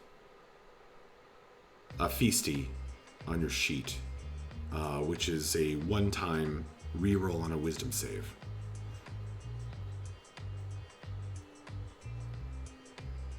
Got it. Cool.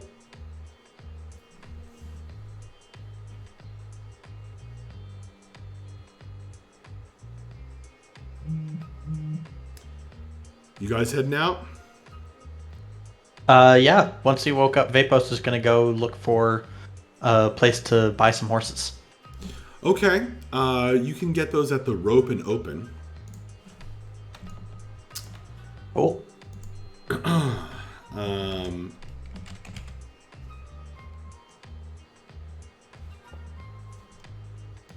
Let's see.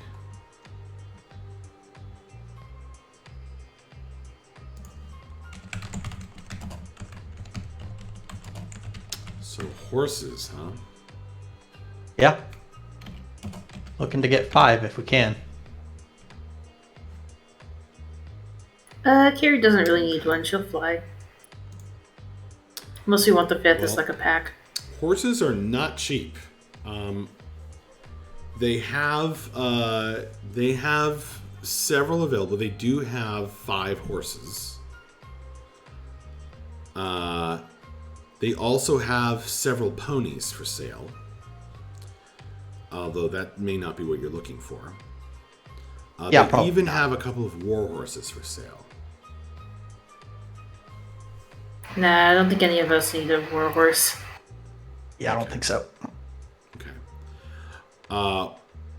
Well, a riding horse that's trained, and with the the tack that you need, Right. will run 75. Well, actually, yeah, it's gonna run 750 silver each. Okay. That's a lot of silver pieces. Are they willing to accept gold? They are. Okay.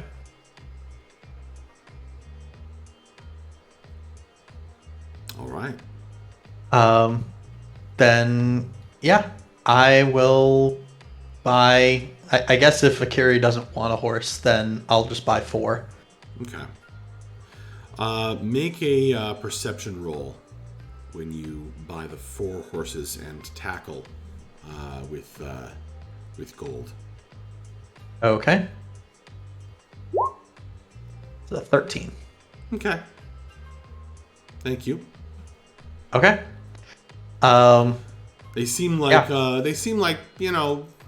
not fantastic horses, but relatively healthy and not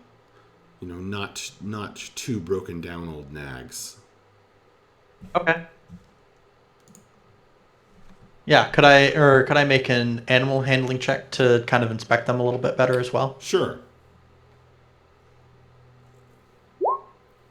Also a 13. Okay. Well, you meet Arnold Thornton, the owner of the Rope and Open. Arnold Thorntonegger. Arnold Thornton, yep. And he'll kind of show you around the place and the horses. And kind of large, strong guy, and he wrestles the horses around, not in a mean way, just in a horse person kind of way. Yeah. And he's constantly talking to you about all the features of these horses. I mean, they seem fine. Okay. But he'll tell you kind of like, this one is kind of picky about their hay, and this one's kind of, tends to be a little feisty. Okay. Yeah, I'll definitely pay attention to all of that and pass that kind of information on to whoever gets each of the horses. You got it. I'll also buy some feed because I don't know if we're going to be always in like grassy areas where they can graze. Okay. How many days of feed do you want to buy? Probably 5 days for each horse, so 20 days. Okay, so it's 5 silver for each day for each horse of that. Gotcha. So okay, that would be 5 times 4 times 5. Yep. Okay, so that's 100 silver. Yeah. Okay. I'll give him 10 more gold. Okay. He'll accept all And that. I'll apologize for the currency.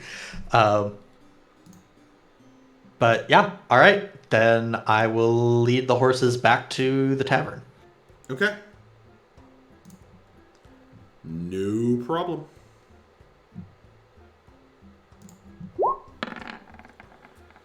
Well, it is the 3rd of Juerk.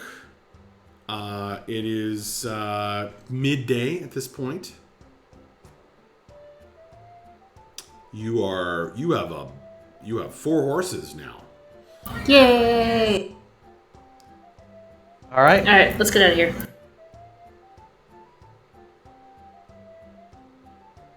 I believe we would like to head to the southeast for a day. Yeah, we'd like to head southeast for a day, down to 1512. All right, you head out.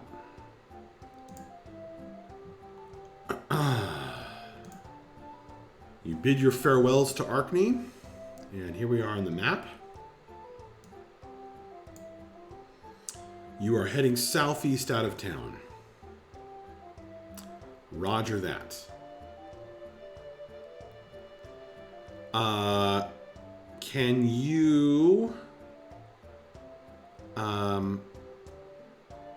well, you guys have to pass through the palisade wall. Who is going to kind of handle talking to the guards there? Not Brett.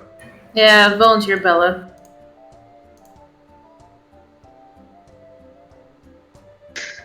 Okay. Okay. Bella, can you make a perception roll, please?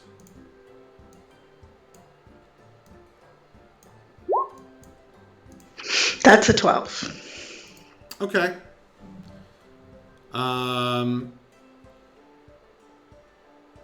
mean, there's nothing weird about the interaction. Just the guards. There's guards. They are kind of waving everyone in and out. And you do pick up on the fact that they aren't charging anyone to come through the palisade gate.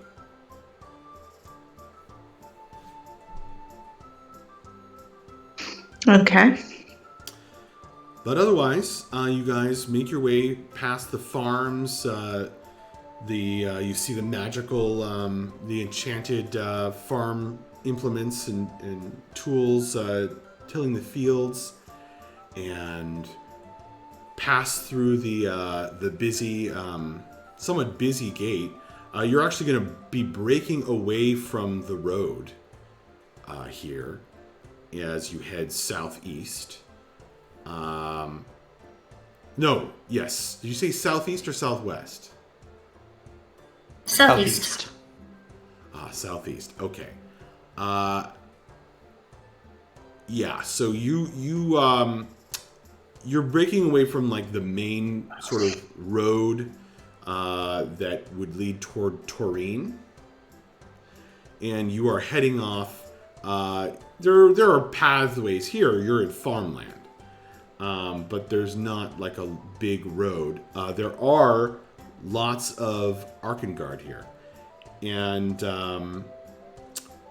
between your horses, as you guys are now riding along, would all of your characters know how to like ride a horse? Bella probably would. Yeah, Bella would. That's why I hear you staying off one. Honestly, I'm not sure I would. Yeah, I don't know. Bref is kind of clutching to his horse. You give him the easiest tempered one, Vapos. Okay. Probably, I'm assuming. Yeah, I feel like Vapos knows a decent amount about horses, but like he's not well trained. It's just he's probably ridden one before. They had them at the monastery. Probably. Okay. So you as you guys are traveling in this region, the horses, you left at midday, but you're going to make, really good time, because there's all these little pathways and byways between the farms, and it's kind of open ground. So perfect terrain for riding horses easily. You know what? You guys don't even have to make a check between that and the Arkangard. However, awesome. We don't really worry about marching order, but who would probably be in front and who would probably be in back of the group? I mean, you're all kind of traveling in a bunch. Yeah. If this was like a perception kind of thing, Akiri's up in the air, kind of traveling above everyone. All right, Akiri, make a perception roll. Actually, what's your passive perception? I should know this. 15, I think. Give me a second. 15? It's like 14 or 15, yeah. Okay. Akiri, since you are in that position, you know what? I do need you to make a roll for this. Make a perception roll.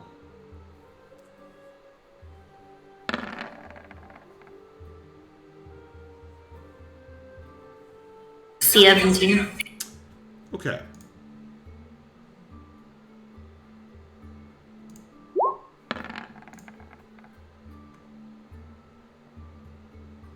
Okay.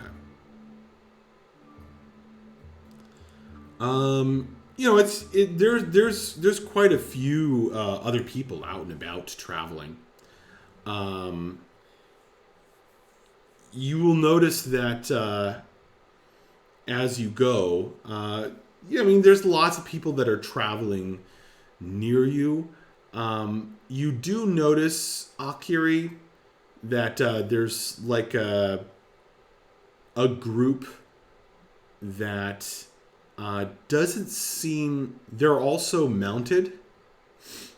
You notice that they kind of seem like they're watching the party, looking up at you, not like necessarily in a scary kind of way. I mean, there's lots of people like looking at you guys. You stand out. Even in, this region where there's lots of different kinds of races, you stand out. And, a flying Aarakocra stands out. Always. But you notice this group, they kind of seem like they don't want to approach the Wanderers. Like, when you guys stop for lunch, they stop for lunch. And there's lots of different travelers, but most of them, like, they get near, they get far, they pass you on the road, they come the other way. This group left, like, shortly after you guys left Arkney, and you're just kind of noticing them, just like, it's just slightly unusual, I guess is what I'm trying to say. Can I tell what races they are? Sure. And, like, how many there are?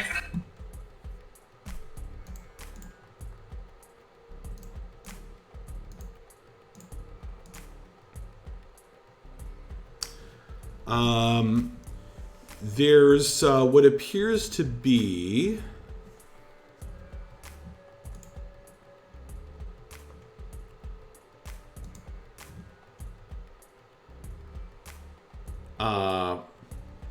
a human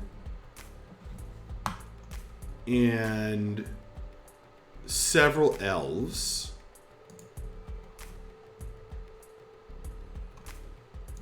And it looks to be a human and 3 elves. Okay. Does Akiri recognize them, or are they too far away? There's also there's some that members that it's not clear whether they're part of the same group or not. Okay, gotcha.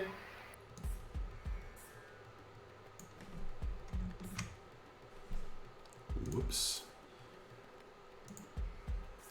Those of you who are in Twitch chat and hanging out, oh man, Kenny, you've chatted a lot. I haven't read it all yet.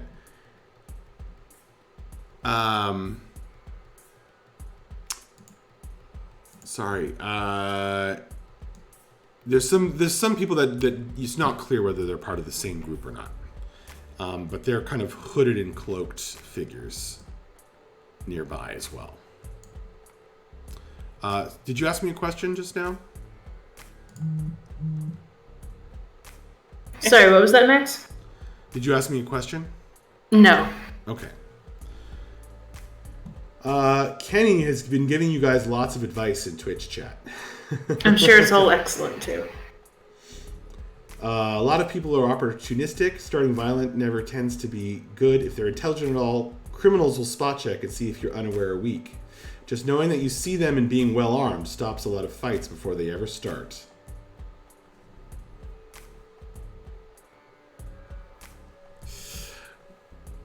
Yeah, it can be hard to keep track of everything as GM. But I just wanted to let you folks know, those of you who don't know, that the players cannot see the red line on the map. So they don't know where they are. Well, they don't necessarily know where they are.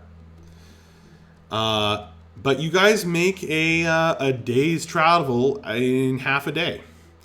And so Amazing. you can either camp at a crossroads, camp along the road. There's several fallow fields, or you can approach one of the farm houses nearby and ask to sleep in a barn or something. Gotcha. Yeah, that would be great. Okay. So you approach a farmhouse. They're pretty friendly. You guys look like well-armed adventurers, but they don't seem too worried by that. They have some empty stalls in the barn. You see several other folk camped roundabout. You can see campfires here and there, so they don't seem too worried. And the farmers will let you stay there for a copper. Perfect. All right. It's pretty safe, so we won't necessarily take the time. But if everyone could just roll a perception roll.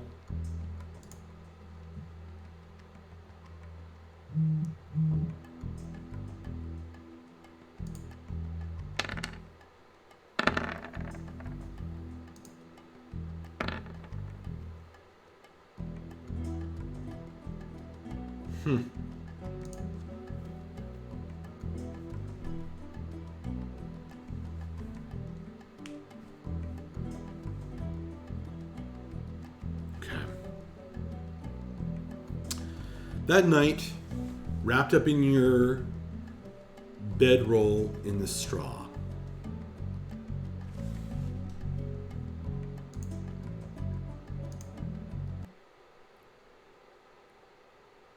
Bella. Yes. As you sleep, you dream. You have traveled, falling far, far, far through dreams to another realm.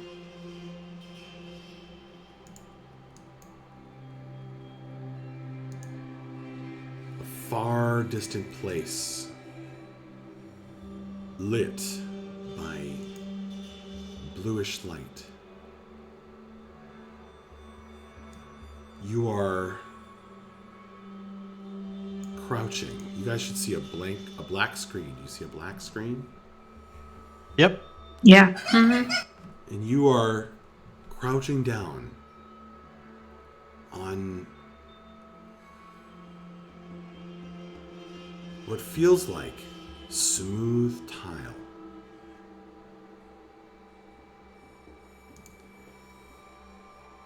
Or glass tile. You're aware of this vast starry space around you. And you in the middle, crouching, you feel in this vast dark space as though thought is being given form. You feel a presence of many entities way out there in the dark. Some of them are watching you. Some of them are attending to their own concerns, but all are known yet unknowable in that strange way that dreams have. This place feels familiar, terrifying, yet at the same time,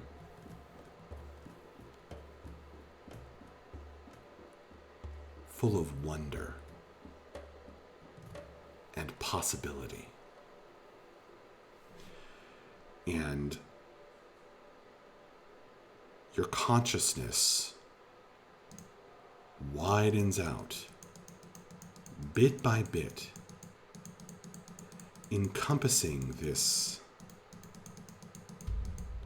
platform that you're on, floating through the vast space of possibility.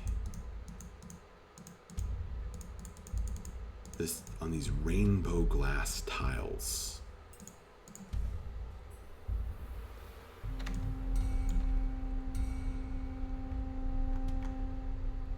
Things are whizzing past.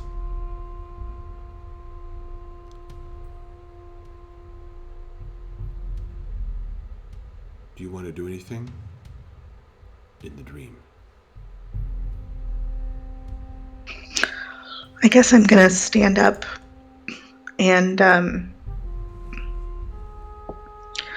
I'll just kind of say, hello?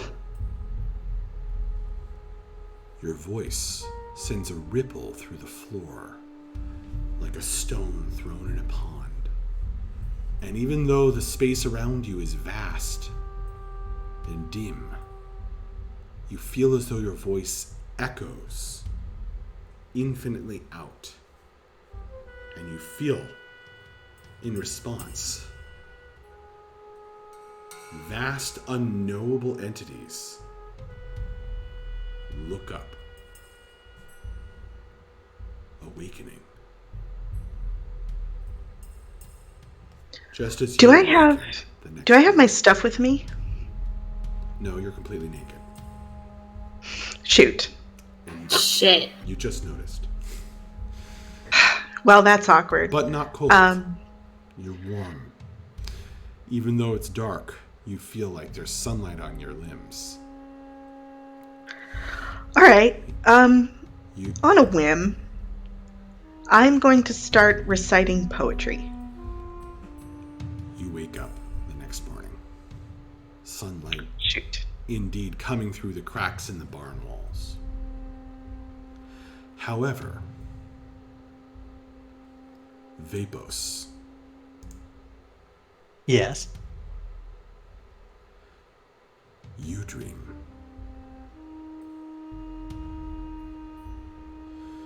You dream of a deep, deep blue, an infinite sapphire color, see-through, and yet obscured. You feel like you're floating free in water, but not a familiar water. You feel, Vapos, that there is a sound, a call. You couldn't even put a name to it, but it's as though a voice calls you from the deeper, darker blue down below. It's a commanding voice. A voice you're used to obeying. And before you even think about it as a reaction, you start swimming down, down, deeper and deeper, until the pressure starts to press in on your skin. You become aware as you swim down and down and down of vast, colorful coral reefs, creatures swimming by,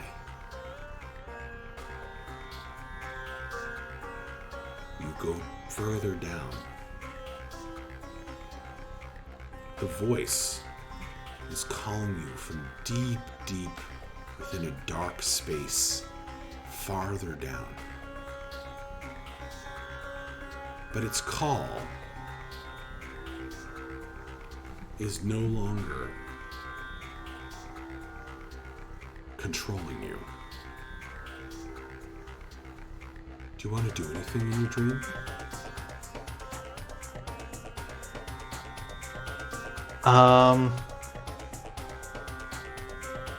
When you say it's a voice that I'm used to obeying, or is it Jakasa's voice? You think it is. Then I'm just going to stop swimming and I'm just going to say, no, this isn't right. I don't follow you anymore. I'm forging my own path.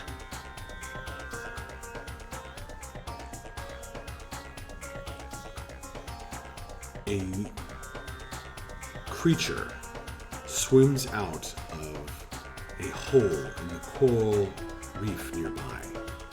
Long, rippling body with scales.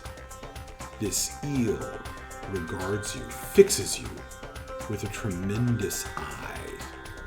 And as it slowly swims around you in a circle, it speaks long 8-inch needle teeth revealing in its mouth. It speaks with Jakasa's voice, and it says, "Don't you want to live forever?" And then you wake up. Hey.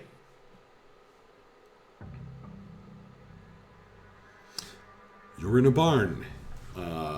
You're all waking up.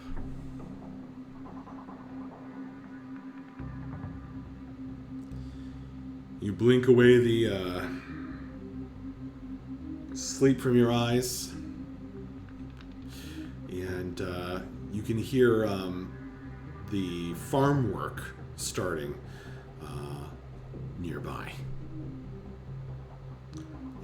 The cows in the barn go, "Mmm." Somebody's feeding chickens. I'm going to assume, unless you let me know otherwise, you're going to eat breakfast, get ready to head out again. That sounds like a plan. Yep.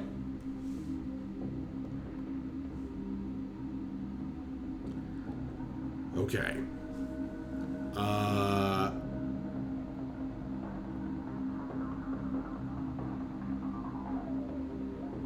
You should mark off a day's ration, and it is now the next day. It is the 4th day of Jurk, and Jurk's joy. Once you're out of the barn, having eaten breakfast, make sure to mark off those coppers, by the way. You do need to actually pay this in copper. Where are you guys heading?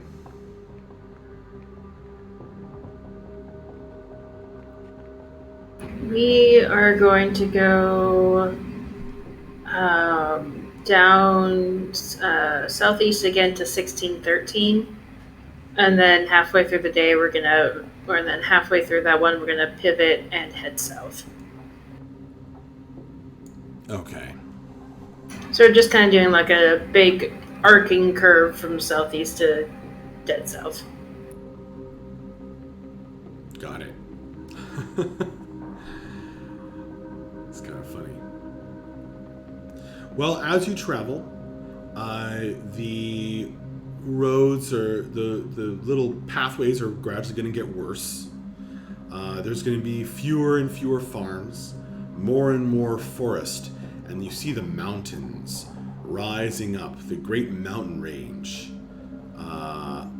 rising up ahead. And as you are getting into the foothills, you will certainly need to start rolling travel checks.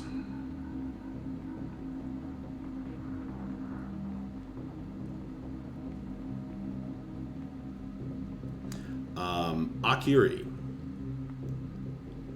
Yes. you notice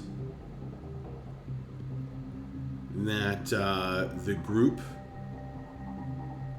after you guys went into the barn, actually, the group that was maybe following you, they kind of followed you all the way to the barn. They've now left. You don't see them on the path at all. Okay. Perhaps they went back to Artney. Or something. Alright, cool. Kiri is definitely going to keep an eye out for them during the day, though. They gave her weird vibes. All right. Well, you are now entering into more wildlands proper. So, who wants to help you guys travel safely? Akiri would like to scout the way. All right. Akiri, are you making a perception?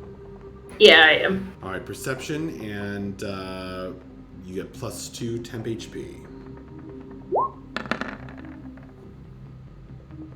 Fucking knew it.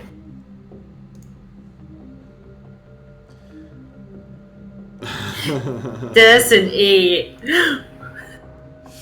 Why is Akiri so bad at this?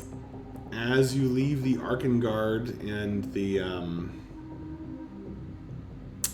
safely traveled paths behind, that is not going to succeed. Shit. She's too busy looking out for the other group that she's not paying attention to the rest of the road. Exactly. Yeah, totally. I love that description.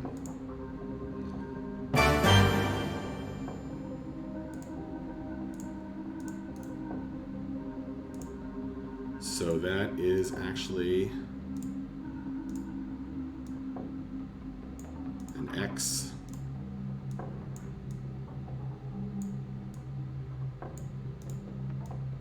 All right. But you still get your 2 temp HP. Yay!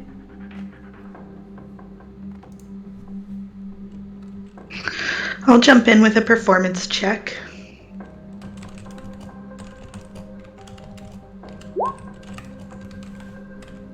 Oof. That's only an 11. Wow, we're losing our touch all of a sudden.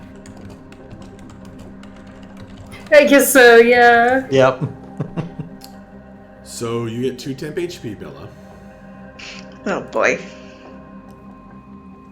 And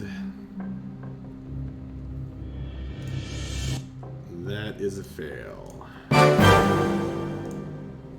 Damn it. So Bella, what were you trying to do? I was trying to sing a cheerful song. You sing a song, but as you head in this direction, just something eerie about the forest, the dense forest that you've now entered, and the mountains, strikes you as, well, the horses get spooked as you start leaving the good paths.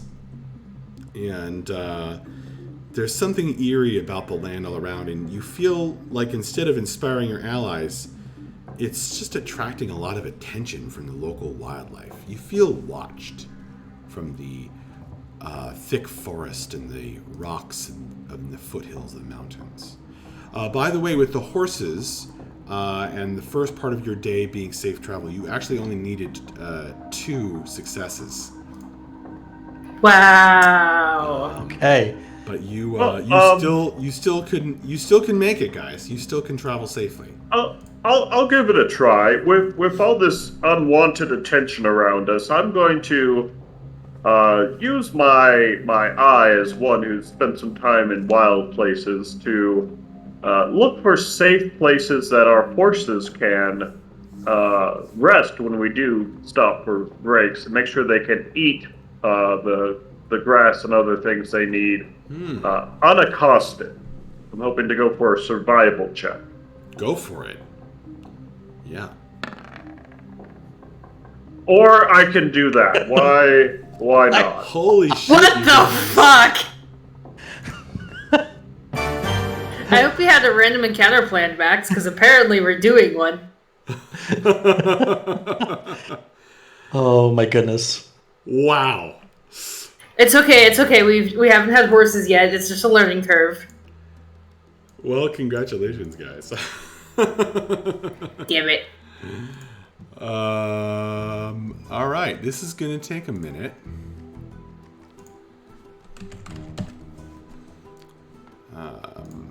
So those of you on Twitch, you can use this, by the way, if you're interested.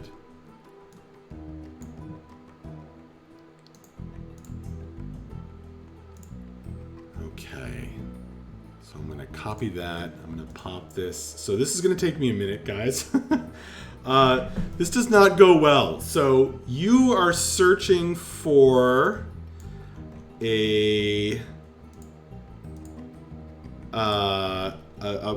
just a place with some grass and that's nice for the horses, and you're trying not to use their use up their feed for one thing, and I guess you want the horses to be happy. I want nothing more than for the horses to be happy. Right. Nice. So Bref is kind of like wandering from the path a bit, you know. And well, actually, you tell me, Bref. Would you be wandering from the path a little bit in order to find that? Honestly, I think what I end up doing is I see something from the path that's like, okay. in my mind's eye, looks ideal. Yep. And then by the time we reach, like, hey, let's stop here. We could. This looks great. The reason it looks ideal is because any other number of things are equally drawn to it. Perfect. So you basically what you spot is a shack. It looks like a hunter's shack, you know, that's like for like hunters, you know, ranging out from the town, from town to like, you know, kind of live in and in just kind of you know, it reminds you of the barn a little bit, right? Like some relative safety out here in the wilderness. So you kind of push the party. It's right off the path too. And so you're it's toward the end of the day at this point. You guys are up and you guys are climbing up the mountains now with your horses. And so Bref kind of it's not just Bref. I mean, you all are involved in this. But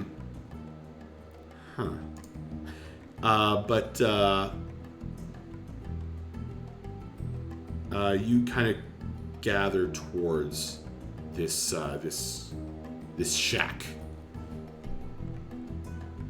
So it looks like a little hunting lodge, basically. Hang on a second.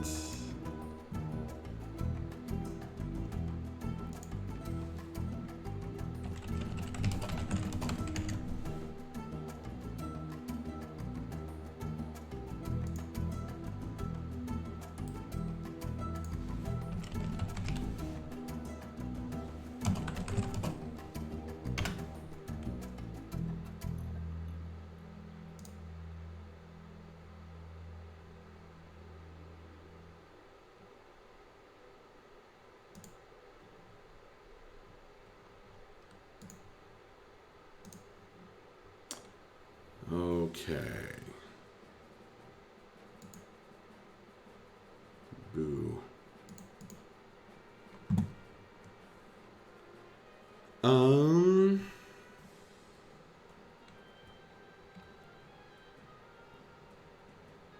I need to find some horse. I have horse tokens. I just need to gather my stuff together here.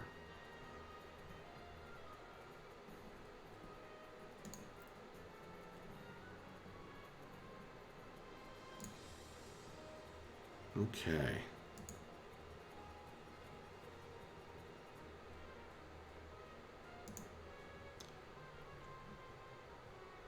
So, yes. So you go to approach the shack. You kind of have to. This doesn't look right. Hang on a minute. Ah, that would be why. That would be why it doesn't look right.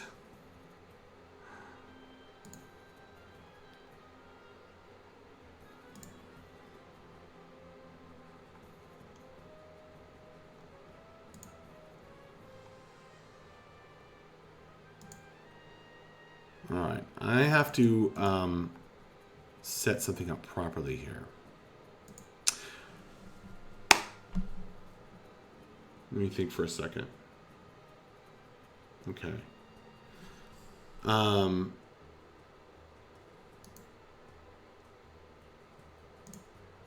You go to approach the shack. You're leading your horses. Akiri, you are looking around, keeping an eye out for that group that seems to have left, right? And Bella, you're playing your bagpipes, but the sound is not really lifting anyone's spirits at the moment. It's just something about this place and whatever. It's kind of like, oh, we're back in the wilderness, you know?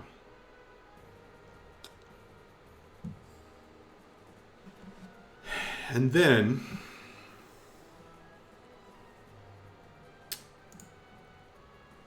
you guys hear laughter coming from the trees all around you.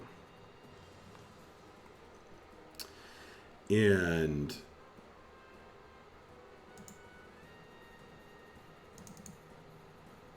you glance about, and there are figures that you did not see, mostly orcish, a few humans, and the door to the shack opens up, and there's an orc there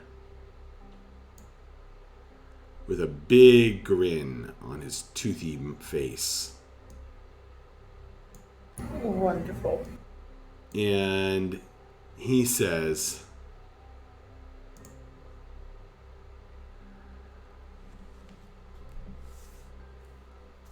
"Welcome, travelers. Why don't you unburden yourselves here?"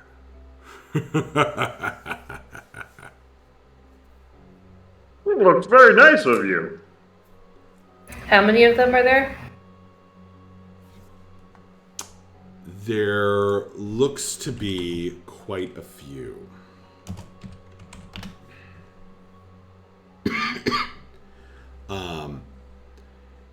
There are probably more than a dozen Okay. in the trees all around. And the orc in the doorway of the shack says, "And by burden, I don't mean emotionally." Unfortunate. That'd be less painful for him.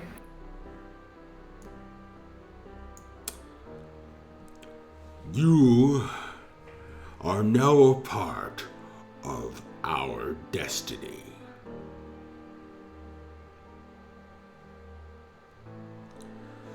You are partaking now in a grand experiment.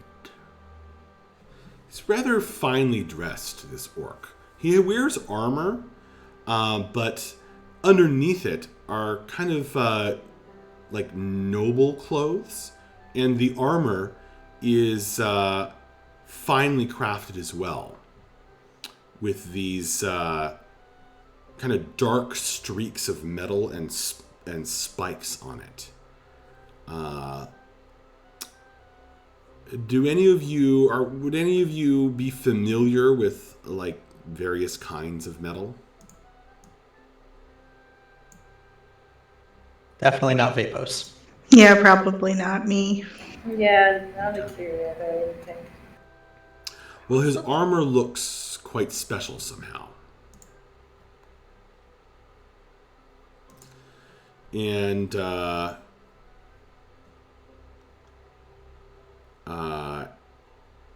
it has crafted onto it, kind of embossed on it in this darkish metal.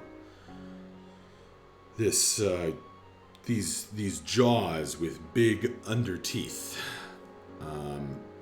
and it looks like the symbol of something, of an army. And he says, "So will you lay it down quietly?"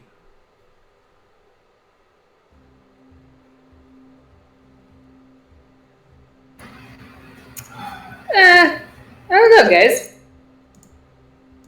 I mean, I play the bagpipes. I've never done anything quietly in my life. Bella!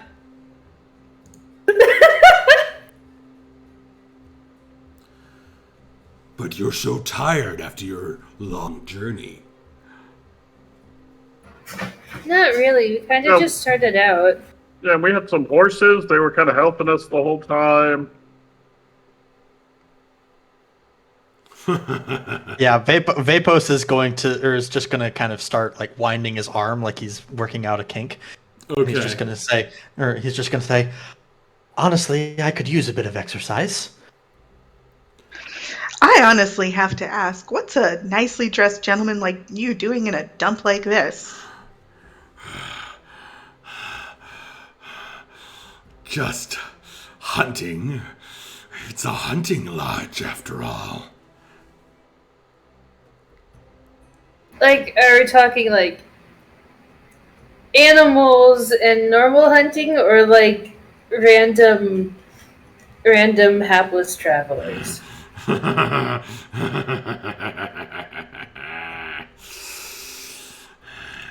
He's starting to get real excited, and you start to notice hair growing along his chin and his face. Oh no.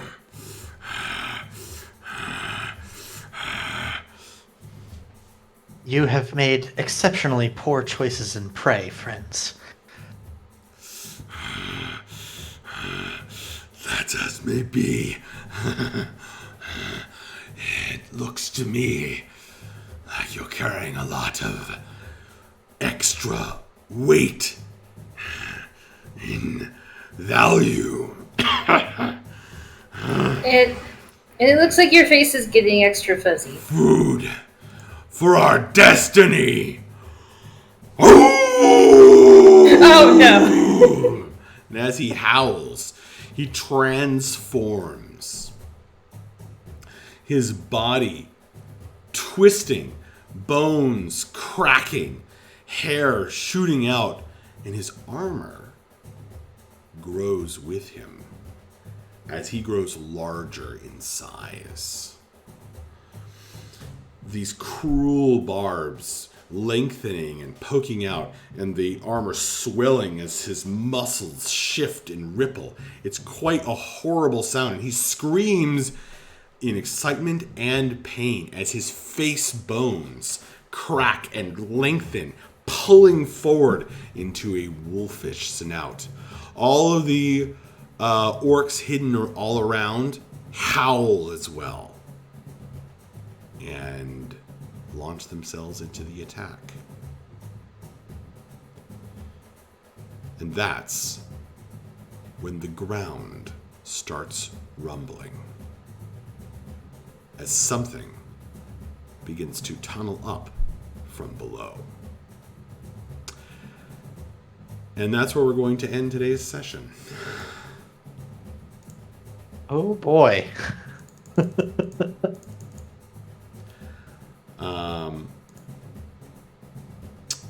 I will go ahead. Wait. Max, I thought we were playing D&D, not Exalted. What? Kind of a hallmark for Lunars that they can have their armor grow with them when they shapeshift. Oh, okay. I'm going to go ahead and show you guys this map. It may change a little bit as I set this up. But you are basically currently strung out along this little pathway here. And in the trees around you and on the elevations are the orcs, brigands. Okay.